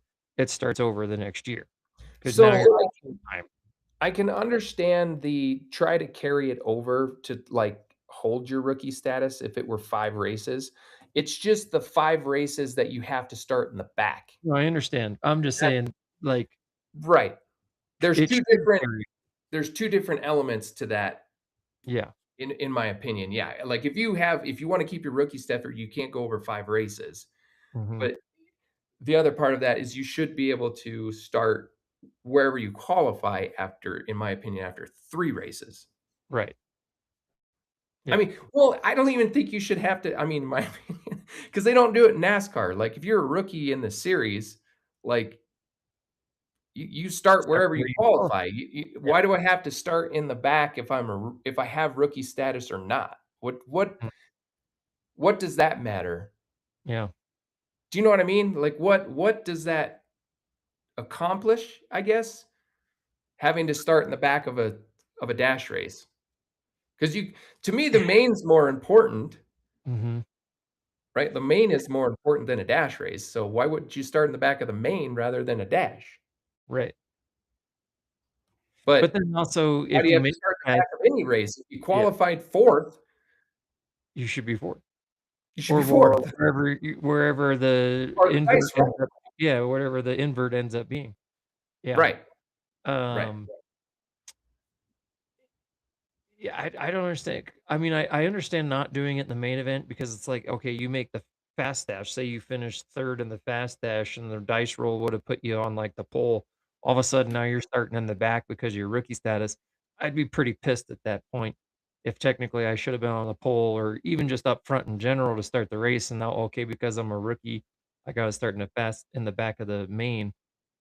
You know, I get doing it Well, in the dash, so it gets rid of that purpose, but it again, your point, why do it at all? why do it at all at that point, right? Like if you're good enough to you're based upon your driving ability, you're going to start where you deserve to start. Whether you're a rookie status or not rookie status. You know, Mhm, if in this case, you're making consistently the slow dash, well, you're with that level of drivers competing, right? That you're supposed to be with. If you mhm, make the fast dash, well, you're at that next tier of drivers that you're supposed to be competing with. And this goes across any division. I'm just using the GAM one as an example right at the moment. But yeah, whether it be the trucks, the super late models, whatever, to me, mhm. that point should be, yeah, why do I need a rookie status at all? Oh, thanks. Let there be light. Oh, gracias. He's sitting in the dark. Well, yeah. Don't mind my wife. Yeah. Just- that was Whoop, random. video bomb, Yeah, podcast bomb. no kidding. But I don't know. It's that was something that I've just been stewing on the last couple of weeks here. Because I know when I was a rookie, I was on my 4th race, started on the pole for the main event, and ended up being fortunate enough to win. Mhm, Right, but had that status been in play then, I wouldn't have gotten that chance mhm. because I would have had to start in the back of the heat race, and there's no way I would have gotten into the dice roll, and that Well, would if have I never remember happened. right, if I remember right, the invert ended up happening because you I'm not saying you finished last in that heat race, but I think you were kinda more mid to back part of that dash race, and then the invert ended up being like a full row invert, not a specific 6 God, I don't cars or remember. whatever it was. I thought it was like you finished like because we had a lot of cars that night, and yeah, I think you finished like 8th or 10th or something like that, and then it ended up being like an 8 invert or like a 4 invert, but they did like a row invert, and so it put you on the pole. Something like that, but Yeah. I don't remember if I was in the fast dash or not. You were in a fast dash. I was? I don't remember. Yeah. No, I remember that was the first dash race you and I were both in at In? the same time. Okay, Yeah. okay. So So anyways, okay, so there's my green flag, black flag. Just wanted to kinda throw that out there. Um, but just an interesting one. Just mhm, been chewing on that one for a little while now. yeah. So, and Well, I'm glad that everybody else kinda chimed in. yeah, I brought up a good point. So, yeah. I don't have a green flag, black flag, that's especially okay. one that would start a good conversation or discussion about because we're at a 2-hour 15 mark, so, No, uh, that's okay. We we yeah, we can we can sit and stew on we'll have plenty of time for our next show to, yes, to come up with something else because we'll have a lot to talk about. We're gonna be like Jake said, we're gonna have to, watch the races this weekend from, home. So but we'll definitely be watching, cheering everybody on. It's gonna be exciting. We are yeah, we're making the long venture to Nashville come next Monday. We'll be heading out. Uh, thank you everybody that came up and said something and, uh, came up and talked to me and my kids and my wife and everything. It was very heartfelt. I appreciate everybody and the support and everything. Definitely going to miss this place. That's for sure. It's been my home for forever. CNS is a second home to me, and everybody that we've been in fortunate enough to be friends with, and everybody that's followed us along with this show.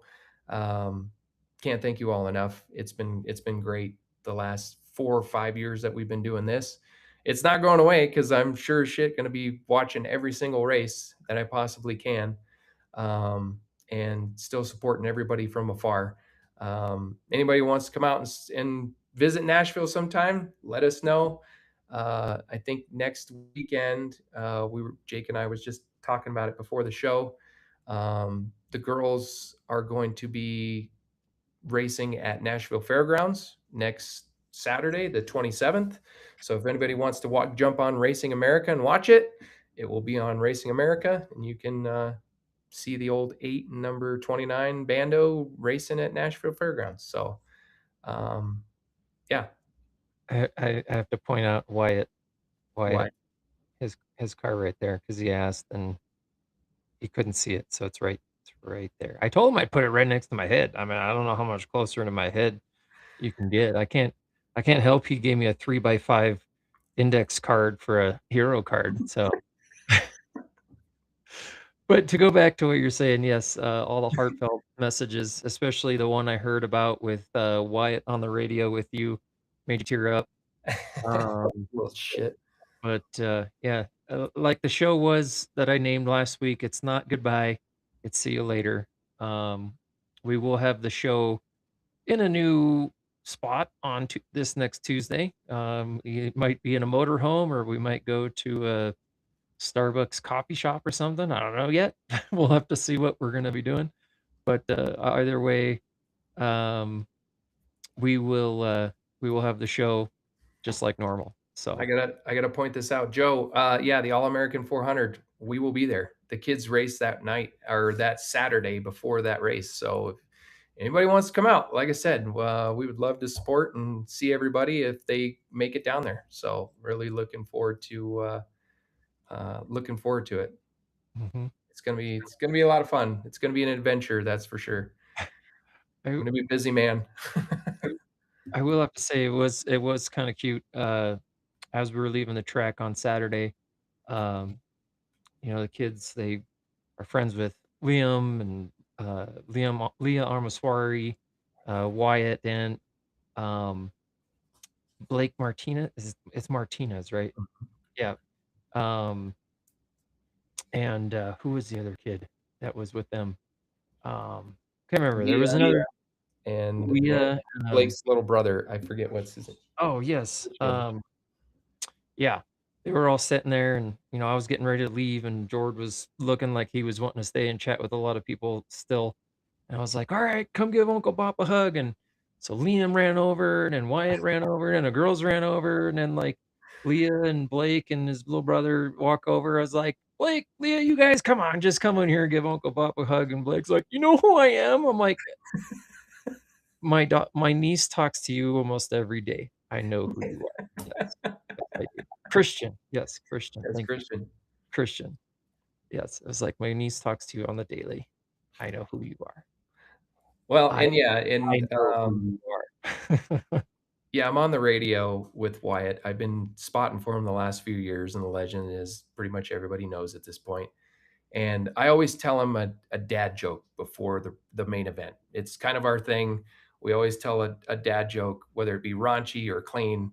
I always tell him one to kind of lighten the mood, make him laugh for a second before he goes right on the racetrack. So yeah, so he jumped on the radio first, and prior to that, my wife and his mom, they're both staring at me while I'm in the spotter stand. I'm like, why are you staring at me? Like, yeah, seriously, like the whole time I'm like, hi, like, what the hell's wrong with you? Like, quit staring. It made freaking me out, man.